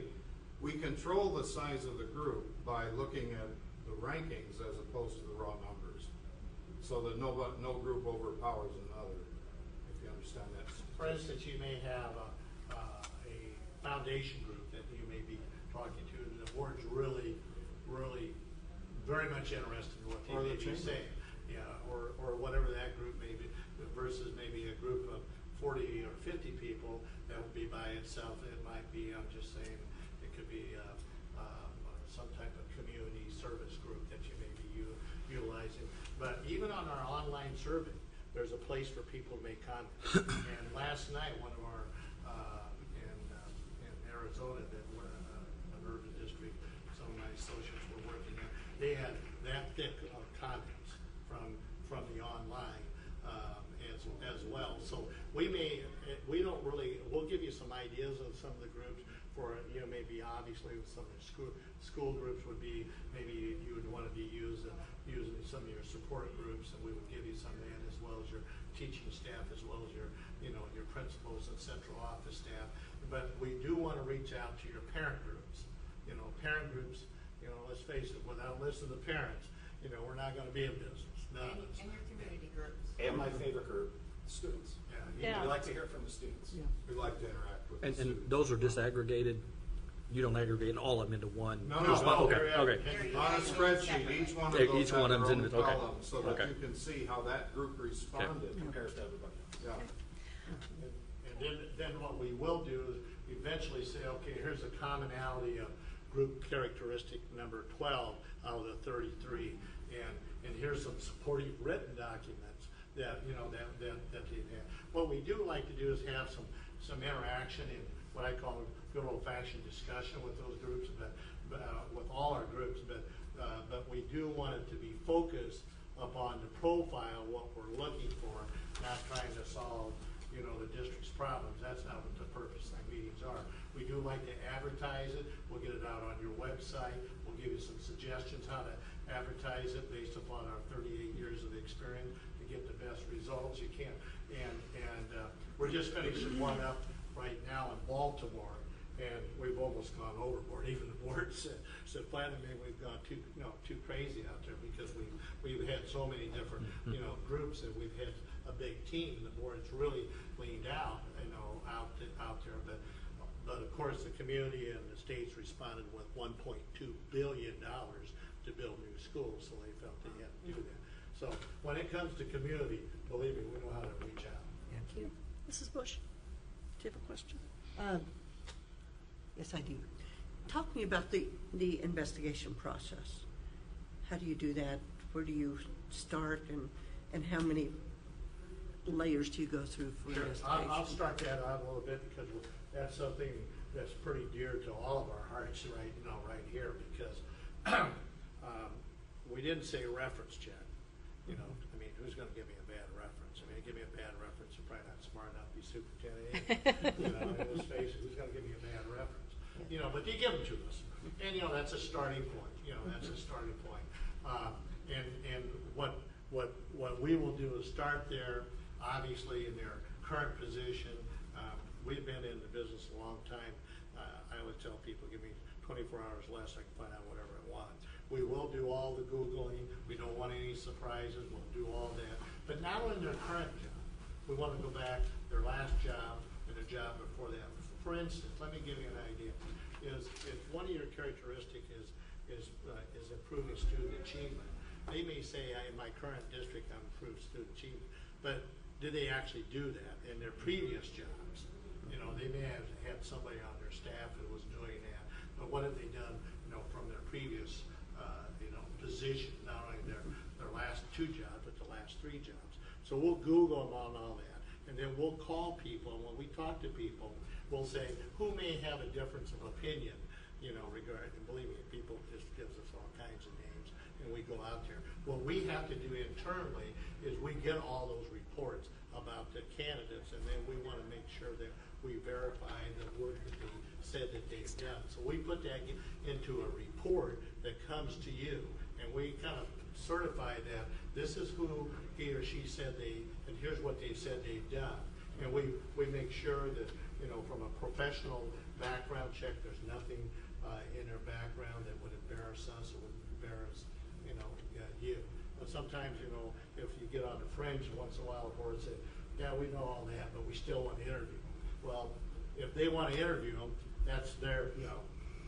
That's a good question, and one thing that you should know also is that we have trained people who know how to do the investigation, and a team will be assigned to this search who actually do the investigation. They've all been trained, and their training is updated frequently so that they know the questions to ask. We have a regimen of things that we pursue, not just of references, but of the individual himself or herself, and you'll see their responses to that very interview, along with other people that one of the questions we ask, can we talk to anybody about this?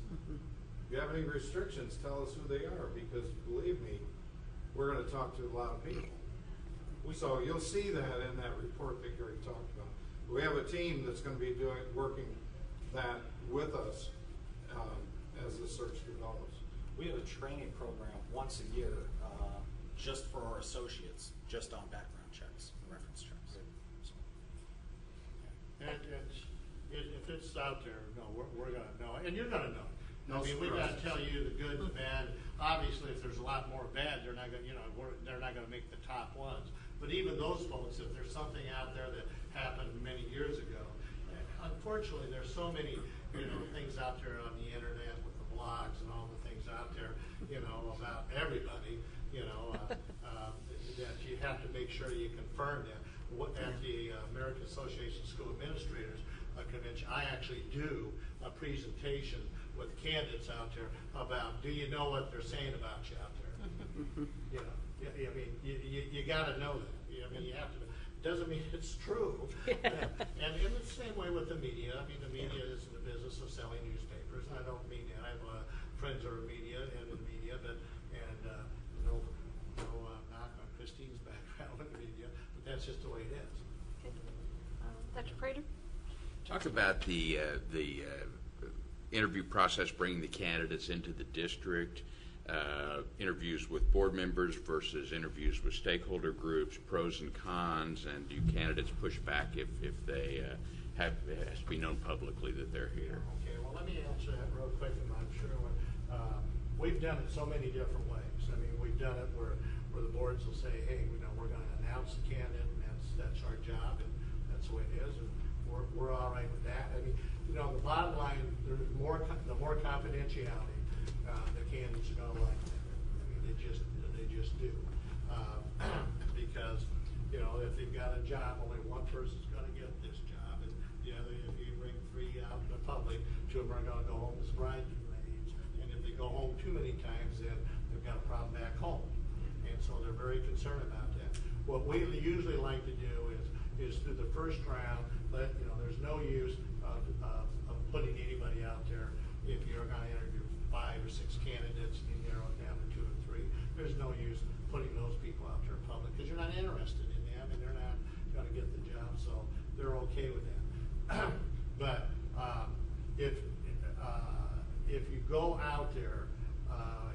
public and you're one of the top 2 or 3 candidates, and I don't go more than 3, usually I try to get down 2 or 3. Because if you go more than 3, you're going to lose some people. So if you get to 2 or 3, there'll be some candidates that'll say, I'm okay with that part of the process. There will be some candidates that say, I don't want to do that.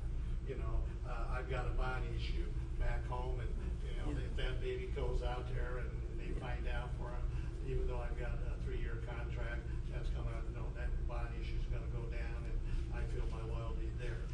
If they could kept it quiet, I've had candidates say, just give me 2 more weeks, and, then I don't mind going out there, but it's all about timing. But there will be some candidates that if you go out there public exposure, that they're not going to want to go through that. And anybody tells you different, they're not being upfront with you on that. So you have to kind of make that decision. I think those of you who were on the board last time, here's what I told the board last time. I said, be careful what you promise, because at the end of the process, you may have to be flexible to move quickly. You got to be. Our job is to make sure and your job is to hire the right candidate. And you don't want the process to get too much where it's wagging your candidates. What you want to be able to do is be able to strike quickly. One of the things that we do with candidates, we tell them, you've got 24 hours or less to take this job. Because look, you've been there, you've done you've been in the district. We're not going to get strung out between another job where we're going to drag the board out there, and then we end up with an empty sack. By this time you should have done your homework. You said you've done your homework with us. You've had a chance to interview the board. They've interviewed you. We're ready to move on. And believe me, there are a lot of superintendents in this country thought you were number 1. They might have been number 2 or 3, but the board was still happy, and nobody knows the difference. So it's really important for the board to move quickly when you've got the candidates you want. Now, that doesn't mean you still can't bring back a couple of candidates, but you just got to be prepared to move quickly. If we have to prepare those candidates, what unfortunately some firms don't do this part of it, is that they have to genuinely be interested in the job and be able to move and accept it quickly, because if you've got an open forum between a couple of candidates, you've got to be able to move. And if they say, well, give me another 4 or 5, give me a couple more days, it's not going to work. So it's part of, when people lose a lot of candidates, I think it's upon the firm, or something went wrong in the process. So that'll be your decision how you want it. And we'll talk about the pros and cons of that as we go through it. Maybe sometimes the board will say, let's put it on hold. We'll decide that maybe at the end, depending on what your candidates are like. Mr. Lee? Question your job is to put superintendents in positions. That's what you do. What's your practices or policies or historically with respect to once you've seated superintendents with respect to they're still on the list and they're still on the recruitment list for the next step? How do you handle that? Or is there practices that you do with respect to, you get a good superintendent, they're on their way up. Sure. And they're highly sought after. So what kind of practices do you have with respect to? I think for one thing, you're talking about longevity of the superintendent once you've identified the person you want. And our average is running, the urban average in the country is less than 3 years. It's more like 2 years. But, for their duration of tenure. And ours is running right at 8 years right now, our average for everybody that we place. And that's districts from small size to large size. But our policy, and Gary can speak to policy, we've had candidates come back, and I know one from this state, not this district, but this state that came back after like 2 years and said, I'd really like to look at this job that looks like the next career step. And we said no, right? We can't keep them from applying. Legally, we can't keep them. No. That's obvious. But our suggestion is you stay there 4 or 5 years and get something done. Yeah, we have a policy that they have to be at least in that job 4 years, before we look at it. We prefer 5 years, prefer 5. And a lot of firms will recruit here, move them there, and we don't do that. We're not a placement service. and I tell candidates all the time, we're not a placement service. We work for boards of education, and we work to find candidates for, you know, for our clients. So we're, you know, we don't take any money. I don't owe anybody favors. We've been in business too long. And one of the reasons why I think we do get more candidates for our pools than anybody else, because candidates know that. One, we're going to be honest with them, you know, and if they want to apply and they've been in there, it would be unheard of me when I come in to some candidate apply. You would say, hey, this is a great candidate here. How come you're not bringing it forward? I'd say, well, he or she's only been there for a long, short period of time. Look at their track record. You know, it's okay to move up the ladder, but if you're constantly moving, how much are they learning on the job to be able to do a good job for you? Mr. Renner? We've, last time, and I think the time before that, visited districts where the finalists were from, or the finalist was from. Do you find that really unearths any information that we don't already know about? Or is that just one I of... like the way you phrased that. I just, we've done it, but looking back, I keep thinking exactly what do we think we're going to find out when we go. Technology has made it less imperative. Okay. Less of a need. And less expensive. Yeah, and you do have a lot more information now through internet and technology, and the on-site visit isn't as necessary as it once was. Well, another piece of that, though, is that we've had some boards say that it's been our history to do that, and rather than say that we took the word of a search firm bringing candidates, we actually did due diligence and went there. But I think they waste money in many cases. But it's a board's decision, and usually we say, if you're going to do anything, go to the top candidate with just the top candidate, with not more than two people that you trust to come back and share the report. Once in a great... If you did it at all. Yeah. Once in a great while, when they have two candidates and they are so, the board likes them both, or it's split and they're really close, then maybe that becomes a decision maker. It's one step that brings them into their current position, and they find out something that might help make that final decision. In the past 4 to 5 years, I think we've only had one on-site visit or site visit, and that was just it was a border superintendent in Del Rio, Texas, going up to Connecticut. Kind of a little bit different, you know, philosophy, I guess you could say. And there was a lot of political pressure because this is the worst, as far as grades go, school district in the state of Connecticut. So they really wanted to know who they were breaking. And so they really did it for their public and for the media. And they had like 4 or 5 different medias down there following everybody, asking people what's going on. And you know what they found out? Nothing different than we already told. That's quoting Gary. It's like you really don't find out anything that we haven't told you already, and that you haven't gleaned out of the interview process. That's a political thing. You know, sometimes you get those where they have to do that. But you know, they better not find out anything, because when something happens, we didn't do our job. And I tell all. I like to say it would have had to happen yesterday. Yeah, you know, it's our investigators. We always say, assume they're going to do an on-site visit. Assume that, and so and knowing full well we're not going to do that, but they shouldn't find out anything. We better do our homework, and we got to do our homework.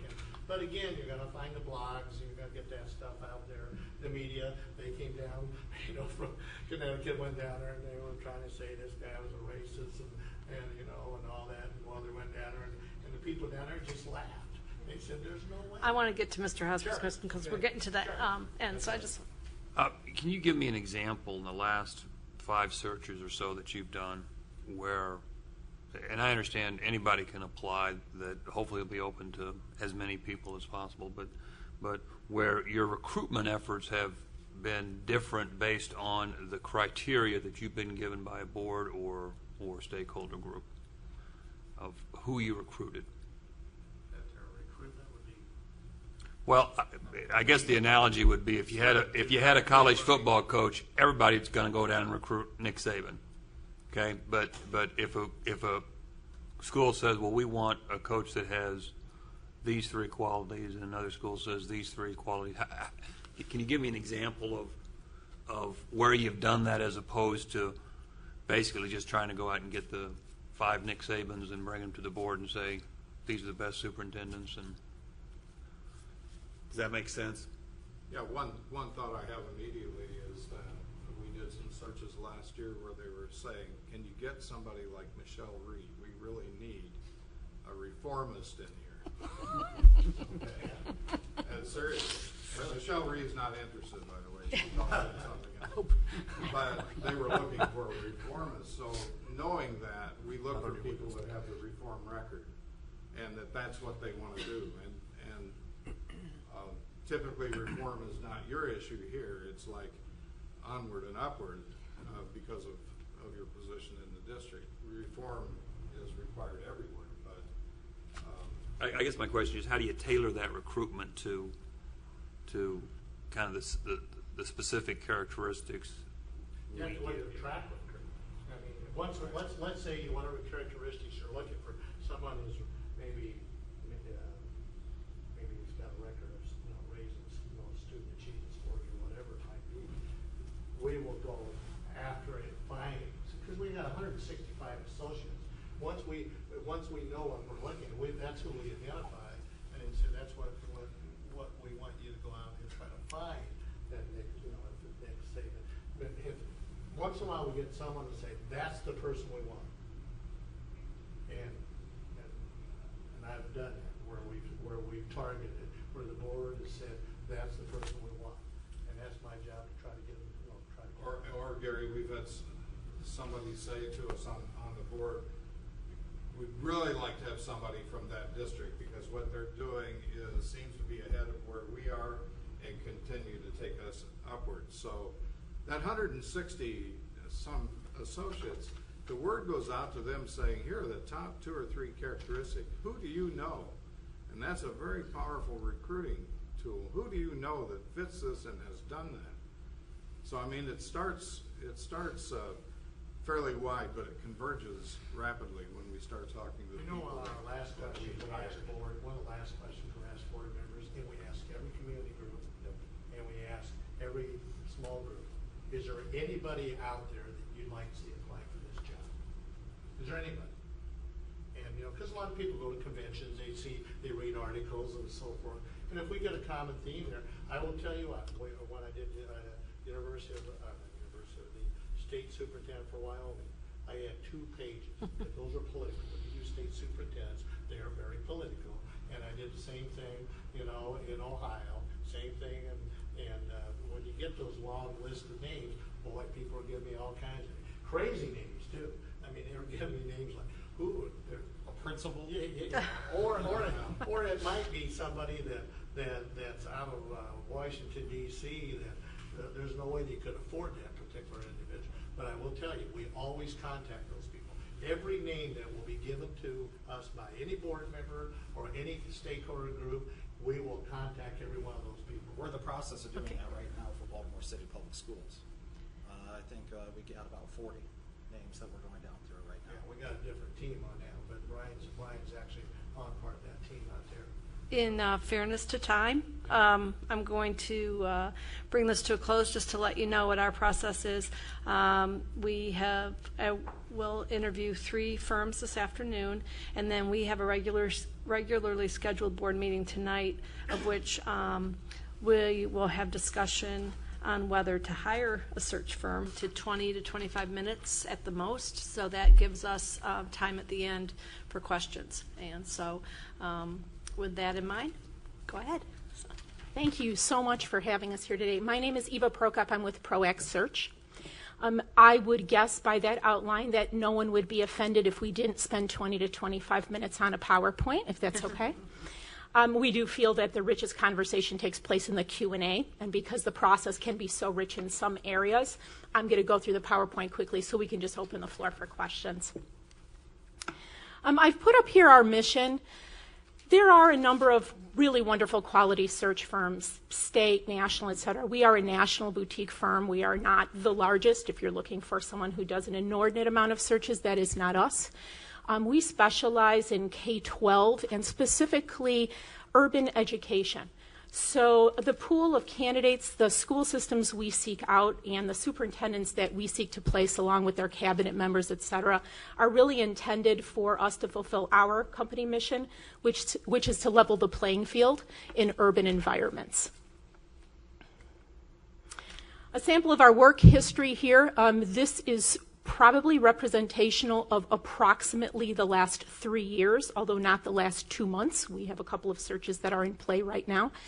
As you can see here, we have done business in a number of locations, and you could see by recognizing the cities that in fact we do focus on places that are of like mind and size and ilk to your own school district. This is probably where I'm going to spend a little bit of time, and this will probably be where we spend the most of the Q&A time, our process and our experience. We start off with a kickoff meeting in our process. This would be an opportunity for us to sit down and really outline what the search is intended to provide, both to the candidates and to the district. We identify key stakeholders in that process. We identify key dates, if you will, stakes in the ground, so that we can actually describe to both candidates and the community at any given time where the process is. We believe hugely in transparency and the ability for everyone to know where we are at, where our candidates are at, and where the board is at in the process. We are a data-driven firm, so one of the first things we will do is an inordinate amount of background information on your own district. We can certainly go to your website and pull some statistics, but what we will do is actually reach out to our own network of sitting and retired superintendents, people we know from the state, from the region, nationally. We'll talk about the challenges that they feel face the state and this district, if they happen to be aware of them.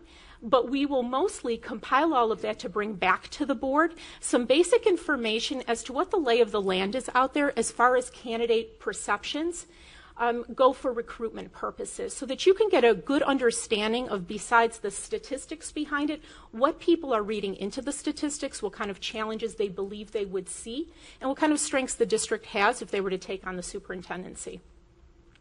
We then enter into the stakeholder engagement phase.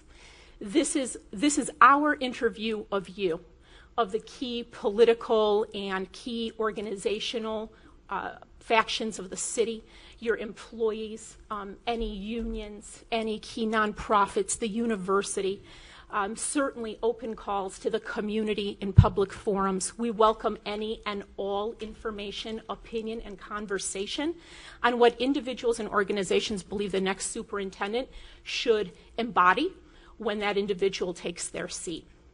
As part of that process, we also provide an online survey so that the community has a number of opportunities and manners in which to access the search and to provide their voice. When we complete that stakeholder engagement, you'll be provided with what we call a community engagement report. This can range anywhere from 60 to 200 pages. It simply depends on the volume of feedback we get. It'll come in two forms. There will be an addendum to generally isolate the groups so that you can see, for example, what the civic community said, what the parents said, without isolating by individual conversation. And then a summary.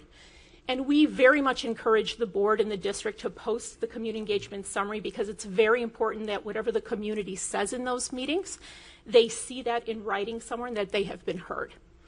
That document then articulates with what we call the position profile. We take the information from the community engagement, we couple it with everything from state requirements to your own personal job descriptions, et cetera, for the position. And that is our recruitment tool. That is the backbone of what we speak to. That is the starting point of every conversation with every candidate. We obviously advertise, and in any typical way, we're talking about EdWeek, local, national organizations. We have an inordinate network. We are coupled with our sister company, Supes Academy, which is actually the training arm of the American Association of School Administrators, the National Professional Association for superintendents. This means that not only do we have access to current sitting talent, but we see, train, and can identify up-and-coming talent in our own academies when they are coming forward. In addition, our recruitment is very hands-on. Those ads will yield interest. We will reach out as well to specific individuals we feel are a match for the position profile that we just outlined. We will just as much discourage individuals from applying if we feel they are not a match for the district. We are not a firm that is going to play a numbers game. This is not about how many average applicants do we get so that you can see big numbers and feel like there's a lot of interest. Our interest is to identify the best applicants. That might be 30, that might be 80, but they will be a match for the position profile so that when we go into deliberation with you on that first slate, you are truly starting with people who should be sitting in the chair and then taking it the next step, which is people you actually want to speak with. Screening of candidates is extensive. Prior to even getting the field snapshot, they will be going through a Q&A with either a sitting or a retired superintendent in our field consultants. We have approximately 120 of them.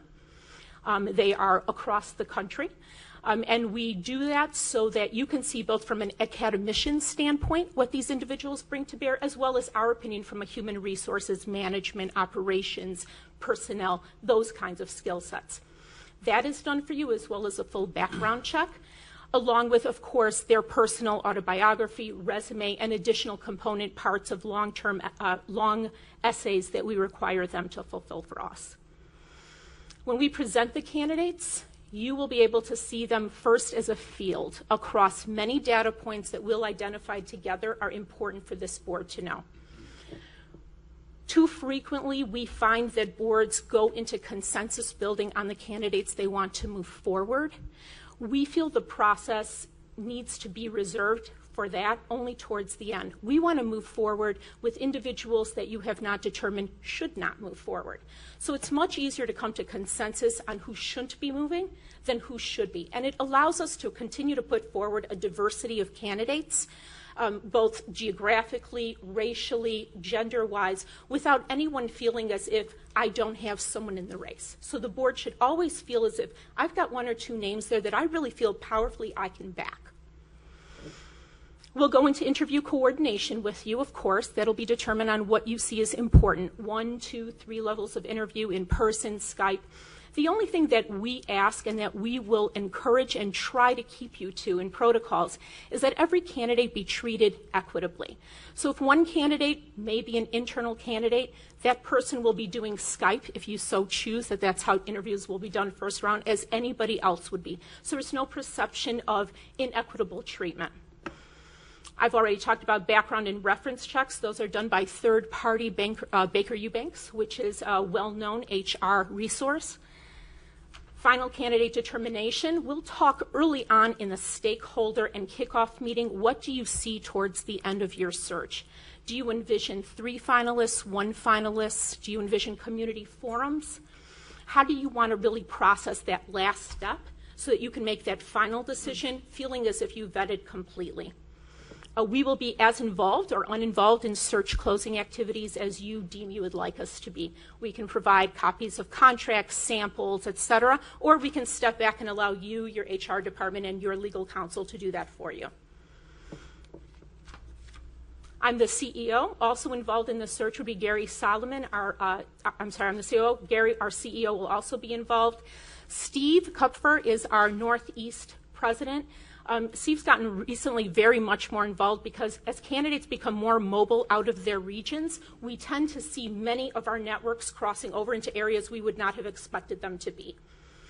In addition, Chrissy, our Director of Operations, Carl Harris, our Senior Consultant, and approximately 5 to 7 individuals that we will be determining would be the best consultant fit for your community engagement.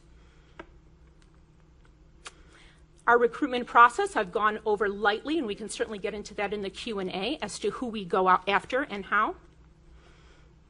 Our presentation of top candidates we've also covered. The interviews.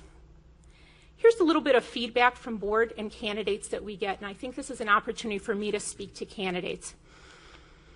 There is a trust that comes with having a conversation with a potential interested candidate, and it starts off with, I don't want any risk. Tell me about this opportunity. Tell me about the board. Tell me what you've learned in those conversations. Tell me your personal opinion, Eva or Gary or Carl, of what you feel, is this for me?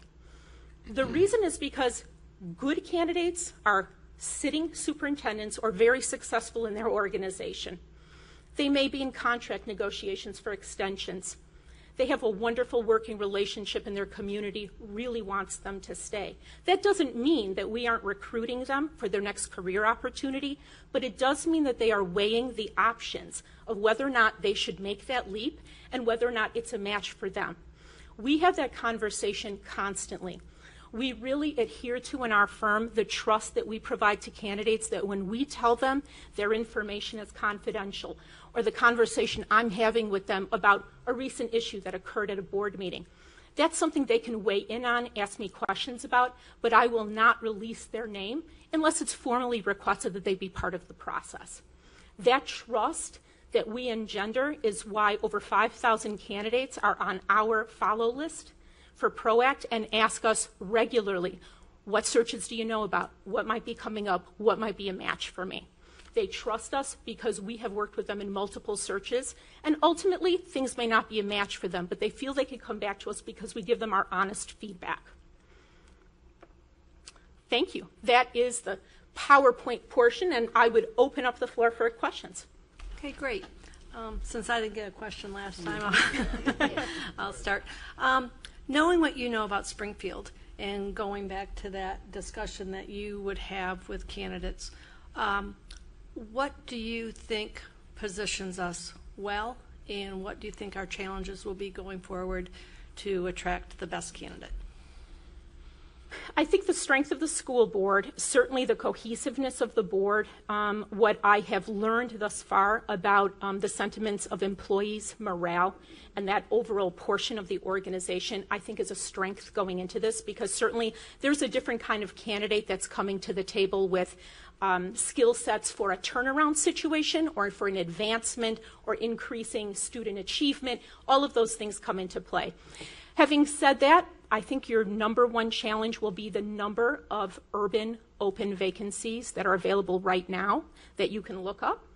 And personally, I can tell you that there are probably about 10 more that are not yet public and not official, but there is enough going on in school board meetings where writing is on the wall, and those will likely become available. That means best candidates that are best matches for this kind of situation, this kind of district, they will get to pick and choose what works for them, first and foremost. So I think it's really more about the competitiveness of the environment and not specifically any shortcomings or issues that the district itself has. It's really just about the career opportunities that in this time happen to be what they are. An average sitting superintendent right now does not sit longer than 3.4 years, and that is up from 2.8. So there's a lot of mobility. All right, then let's start. I think we're, Jerry, go ahead. 5,000 candidates are in your Followers. database, followers. What's your practice or policies or however with respect to, I mean, your job is to fill superintendent positions with respect to recruiting filled positions. In other words, good superintendents are always looking for the next one, or the next position that they move up, because if they're good, that opportunity comes up. Mm-hmm. What's your practice as far as recruiting ones that you've seated over We a period of we never recruit from a district that we have a sitting superintendent in, ever. You never go back to them? Never. If they are a sitting superintendent in the district that was our client. Now, there are superintendents that have since moved on to other districts, and certainly those districts not being our client, excellent candidates, of course, we're pursuing them, but never a district in which we've placed. But if that person comes to you and says they're interested in an opening, you won't? We will have a conversation. I would probably in that instance bring it to the board because it would be against our practice. And I'd have an open discussion with you about whether or not it's something you would want us to pursue or not, but that would not be something that I would turn down, but it would certainly not be something that I would pursue. Mr. Hosmer?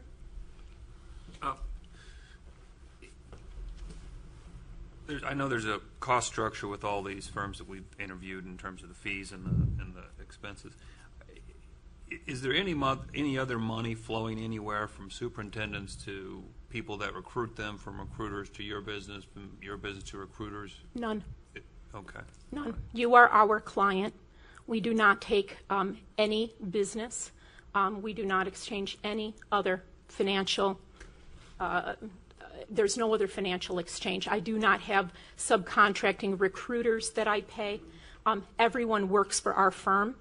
There are a number of firms that, due to their size, they might, for example, come to a school board, solicit and yield the contract for the firm, and then ultimately give it to a local or a franchised, if you will, type of consultant who is an excellent, probably local or regional individual. And then that corporate firm is pretty much hands off because they've landed the business and now the regional person does it. We don't do it that way. Every contract that we obtain for superintendent search, every piece of paper will cross my desk. We manage our own servers. Every application comes into my inbox along with several others. Everything is done corporately. Now, do I delegate, and will you have field consultants here? Yes, they will be absolutely under our direction. And just real quickly, do you have a number of man hours that a typical search that you would put in? Man hours? Yeah.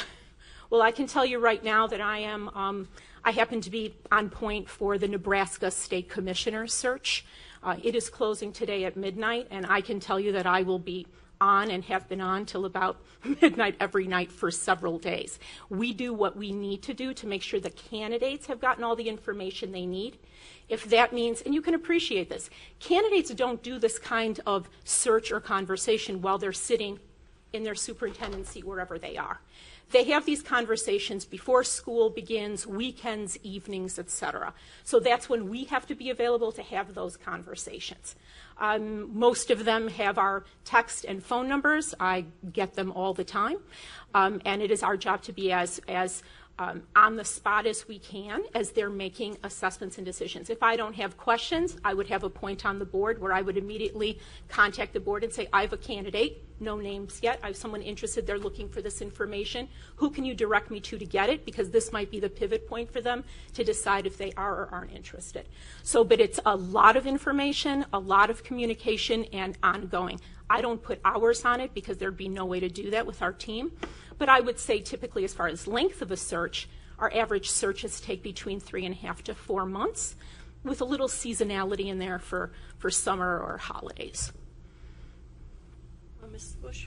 In terms of actual support to the board as you go through the process, you evaluate what the competitive salaries are, bring that information forward. Yes. And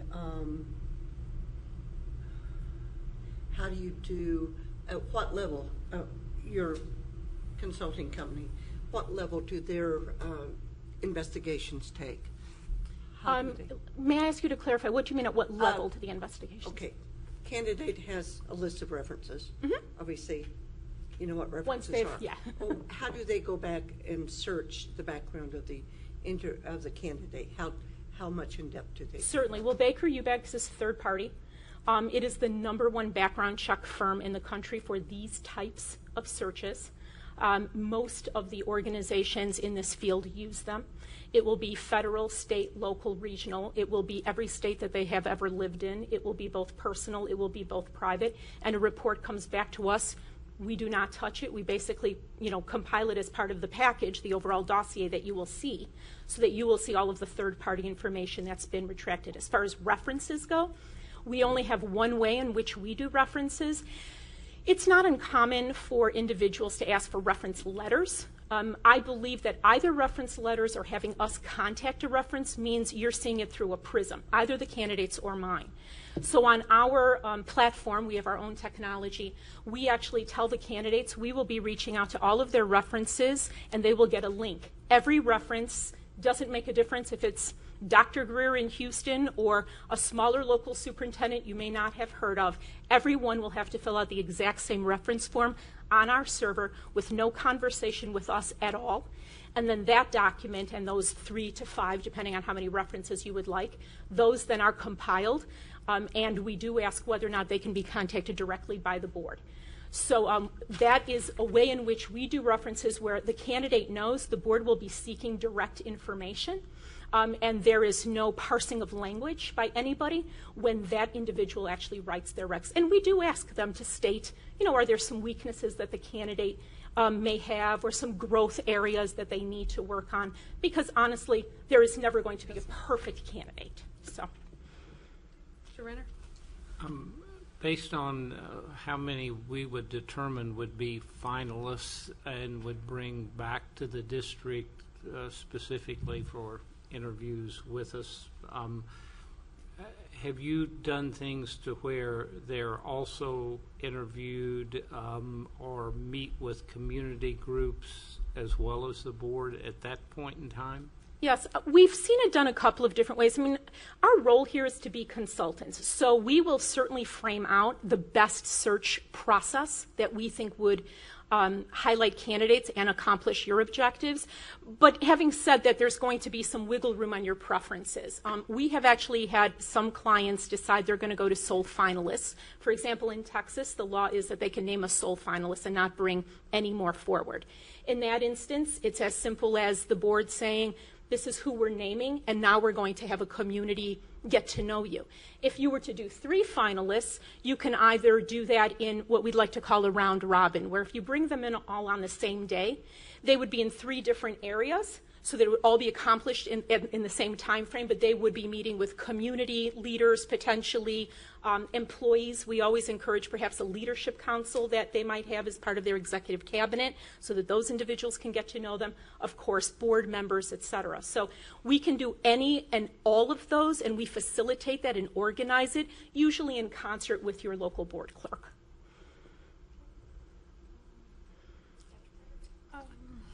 You know, I'm fine. I'm willing to pass to someone that has a question. Couple of questions then. Please.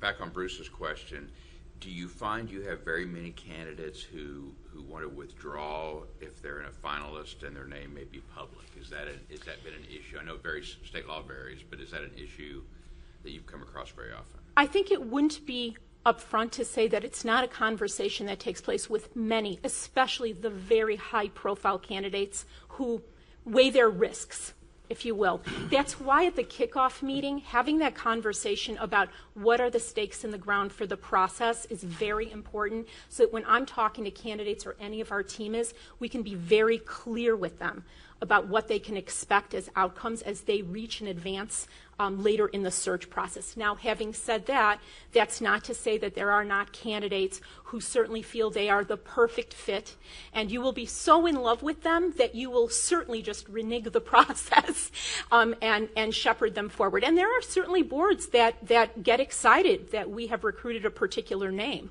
And that has happened. But it will always be at your discretion to deviate from the process once it's kind of set in stone for us.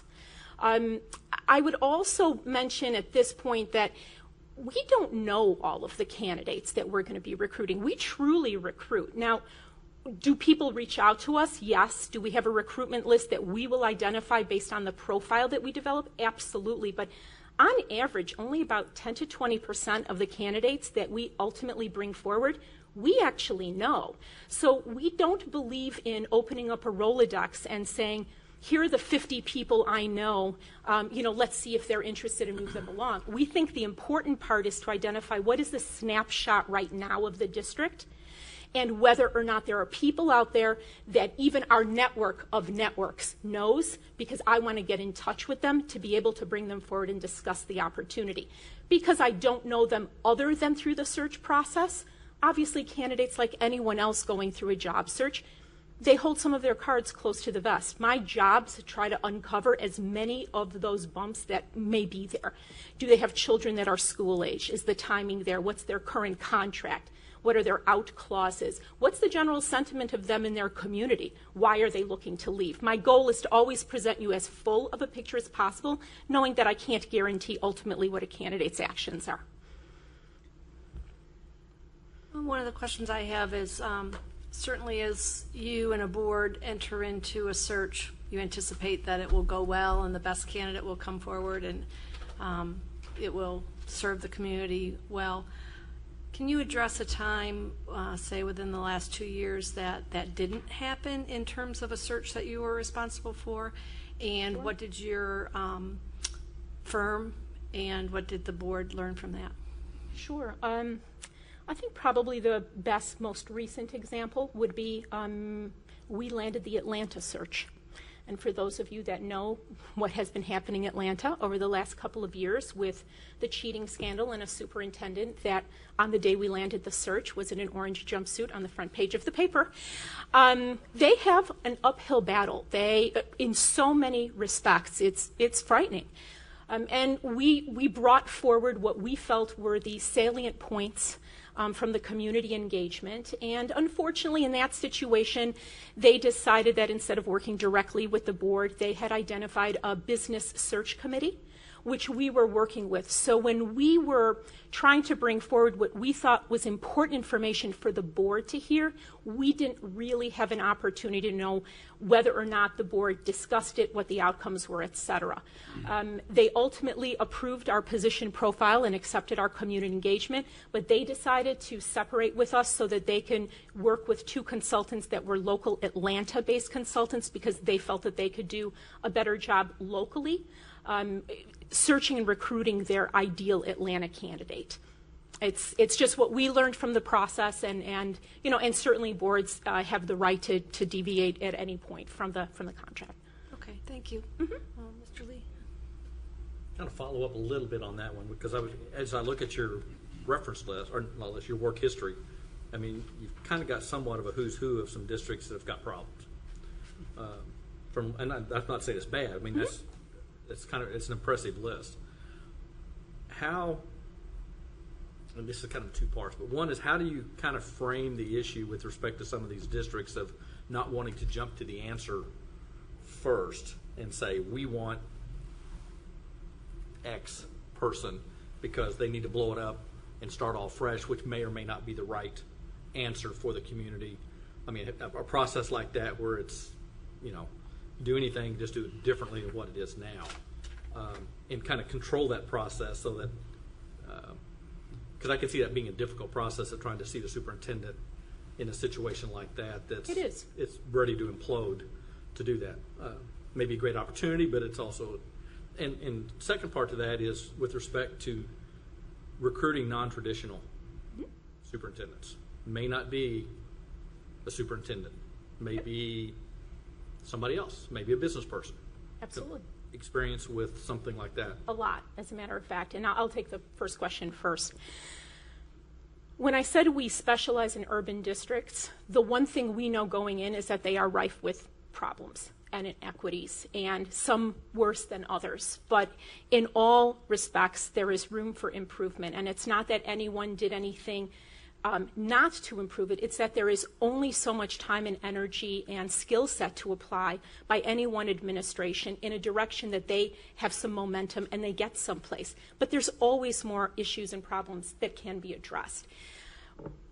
I really feel we have a very close relationship with our boards, even in the major districts. We're very candid.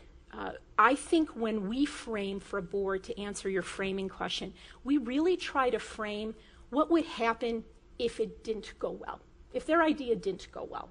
Because too frequently everyone has an idea of how they want to move forward, and I think it's incumbent on us to bring forward the examples of places and times in which such an idea moved forward without assessment and without really understanding what the superintendent search process is about, and how every action and perception that both the board puts forward and that sitting superintendent seeking the position put forward, really, it changes. It makes the lens of the search constantly change as we're going through it. So it's a very tight conversation. I just yesterday came in from Richmond. I'm working on that search, and they have just put forward their position profile and made, I felt, a very extraordinary leap to raise the salary there on our recommendation, because we framed it for them to say, you want the best person in this region, and therefore we need to talk about what you will get for your salary ranges as a comparison point. It started a conversation. It ultimately isn't our decision, but we want to make sure that we challenge you at every step to make sure that what you believe you want to do moving forward, we give you both the good and the bad possibilities, so you're very well informed on the impact it will have on the search, because it will change kind of color and timbre along the way.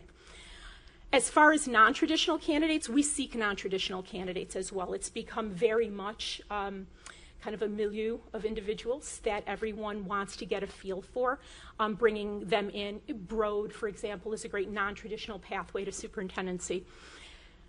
The community engagement report and our conversations and interviews with you ultimately will guide us in what your preferences may be, but we will always bring forward a diverse slate to begin with, because there are skill sets that come from non-traditional pathways.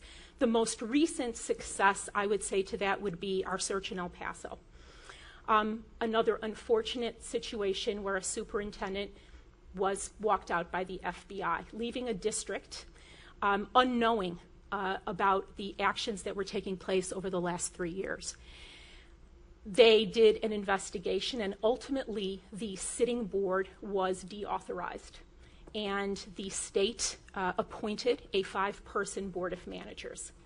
I got to work with that board of managers in a very complex community situation in which, as I like to say, the only thing they asked of me is that I bring forward the messiah of education that will meet all of these criteria. And we always start with that as the position profile, and then a little reality takes place. But we are so close to the information that we learn about the district that the candidate that we ultimately brought forward has never been a superintendent, nor has he sought executive positions in school districts. He is an attorney of 20 years who specializes in school governance and has been in so many closed sessions with over 20 districts in the state of Texas that he knew the law and finance inside and out. His family happened to be from El Paso. His brother happens to be the beloved news anchor for 14 years, so the media loved him. He is a K-12. He started out as a teacher from a teaching family, ultimately led a large Fortune 1000 company to be sold to IBM. So he had that European and national U.S. ability to take a look at it from a business perspective. He pretty much brought everything that the board asked me to find. It took 4 months for me to continue those conversations with him because he wasn't sure why he was a fit. And as we continued, and the recruitment is a process, it's not a call. It's a, what are you thinking and how have you been on that? And have you read the latest? And let's talk about that. And let me tell you why I think you're a match for that issue. And ultimately brought him forward, and they are now community building with such speed. He has rebuilt the trust in a matter of 4 weeks, rebuilding an executive cabinet. The board of managers thinks he's extraordinary. The deauthorized board met him and said, we couldn't have picked a better candidate. The sitting search committee that was originally charged with being part of the search process, we brought them in to meet him. They loved him. The bottom line is we really listened to what they're looking for. He was a non-traditional candidate. They needed a non-traditional candidate because they did not trust kind of the K-12 experience. So in that regard, that's why that was a match for them. Andy? Anything more? Sorry, don't mean I to don't put you on know. the spot. Gosh, you put me right on the spot. I don't know, I'm just trying to... Oh, anybody else? Yeah, go ahead, Tom. A couple of the firms that we've talked with have had a guarantee after placement. Talk about that and talk about why you've had some people who maybe left and you had to step back in if you have a guarantee. Certainly. Our guarantee is 1 year. We will conduct the search for free outside of obvious travel expenses for candidates. The only instance in which a guarantee was exercised, and we very happily did it, was we did the Anchorage, Alaska search. The candidate that they ultimately wanted was a very talented individual who happened to have moved his family to southern Florida. And regardless of how much the conversation, yes, you can see where this is going. So, the family was selling the house and they were going to move up and everyone was committed, but ultimately they really did not, they did not really think through the impact, the lifestyle change impact. And with regrets, the board accepted the resignation, knowing full well it's a difficult state and city to attract. So we conducted that search again successfully, and they placed their interim. So, What is your average tenure of people that you place? Of all the people we have placed that are Well, superintendents. No, Oh, not they, all people. they are all either continuing, outside of that instance, continuing superintendents right now. They're all still seated. Minimum 3 years. Several of them have now gone into extension. So Socorro and a couple of other cities most recently extended the contracts of the superintendents that we placed. But on average, we are well over 3 years. And in Missouri, you did Kansas City and St. Louis, or Yes, although those would have been done under Gary. okay. Would that have been Covington and I Kansas believe, City? I believe so. I would defer to him. Unfortunately, Okay. he couldn't make it here today, but he Okay. could speak to those most All right. specifically. If we should need an interim superintendent, how would you propose, would you assist with that, and how would you propose charging for that? Normally what we do is our consultant pool is very high profile. The individuals that we have that are retired or seek to be interim specifically is very large. So I would propose that what we would do, if you would be kind enough to grant us the search, we would actually just come forward with you with a slate of, let's say, 3 to 5 individuals who we would already have a conversation with about, the length of term is very important in an interim situation, whether or not they're a match, et cetera, and just provide those to you, and then just work out the details with you as far as whatever it is you would like for them to do contractually for you. But I would not charge you for that. I think that is part and parcel with some of our boards as to just helping you get over that bump and not worrying about making sure that the ship is steering right now while you're doing the important work of finding your next leader. Any other questions? Anything else you want to emphasize? We would really love to do your search. We are always, the individual you see in front of you is the individual who leads the search. So the team that I described, you will meet us, you will see us, your board clerk will be tired of us. So this is not a search that we pass on. It otherwise is impossible for me to be honest with candidates when describing what the manner and the tone and the general feel of the organization is. So we will get to know you very well, and I think that's an important component. We will fly out whenever needs be in order to do that. I guess the one question I have is, as we look at that list, and there are a lot of big cities, and I think we certainly have an urban component to who we are, but it's not an urban as in Kansas City or St. Louis or Detroit. Would there be districts comparable to our demographics that you might point to that you've worked with? Absolutely. And I can certainly pull those for our lists are very long. Okay. And I can certainly pull past ones for you. We are currently, however, conducting Richmond, Virginia, which is approximately 14,000 students and is considered urban in its flavor, as well as we are doing Oklahoma City as well, which is a combination of, not quite coastal, but and not a large situation, but one in which size probably falls in that mid-range for you. Yeah, that's what I was interested in. Okay. Anything else? And you are a small firm, but do you have adequate personnel in order to handle the questions from the candidates and stay in touch? Absolutely. And up to date? As I mentioned, we have approximately at any given time, because obviously field consultants we assign them, but at any given time I have between 80 to 120 field consultants who are all academicians. So we are talking about chief academic officers, sitting superintendents, retired superintendents. We actually have counted among our cadre Carl Harris, who is a former Undersecretary of Education. Those are the caliber of individuals that I have available to me, and they are under contract to do consulting work with us, so they do not consult with any other firms but ours. Anything else before? Well, thank you for being here. Our process is we do have a regular board meeting scheduled for this evening, and a decision of whether to move forward with hiring a search firm, and if so, who that would be is we are intending to make this evening. So wonderful. There should be a fairly immediate feedback to you that I imagine would come through our human resources or whoever has been handling the RFP, but we appreciate you being here. And oops, one more. Just one thing I thought. How does this fit? I mean, we need to move quickly. How does that fit into your timeline? Our timeline, I actually think you're a little bit ahead of the curve.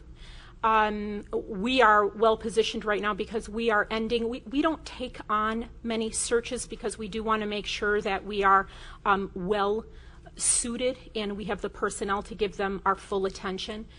So concurrently with this search, you would only be a third search, and those would be the only ones that we would have going on. But again, as you can see from our size and capacity with consultants, the field work is very easy for us to delegate and move very quickly with. And I would expect that you would probably be looking at disappointed candidates who, by the time you finish the search, would be having conversations with you about a July 1 timeline, possibly getting involved earlier so that they can be involved in budgets or other processes. And that depends on the candidate. That's just very broad stroke would be my expectations for your timeline. But there are certainly candidates who would be happy to move very quickly, as would we. Going once, going twice. Okay, thank you so much. Thank you so much. Good luck to you. Thanks. Right. Oh, meeting adjourned. I forgot we're in the actual meeting, so. Thank you, staff, for being here. Parker, thanks for Snacks. setting things up.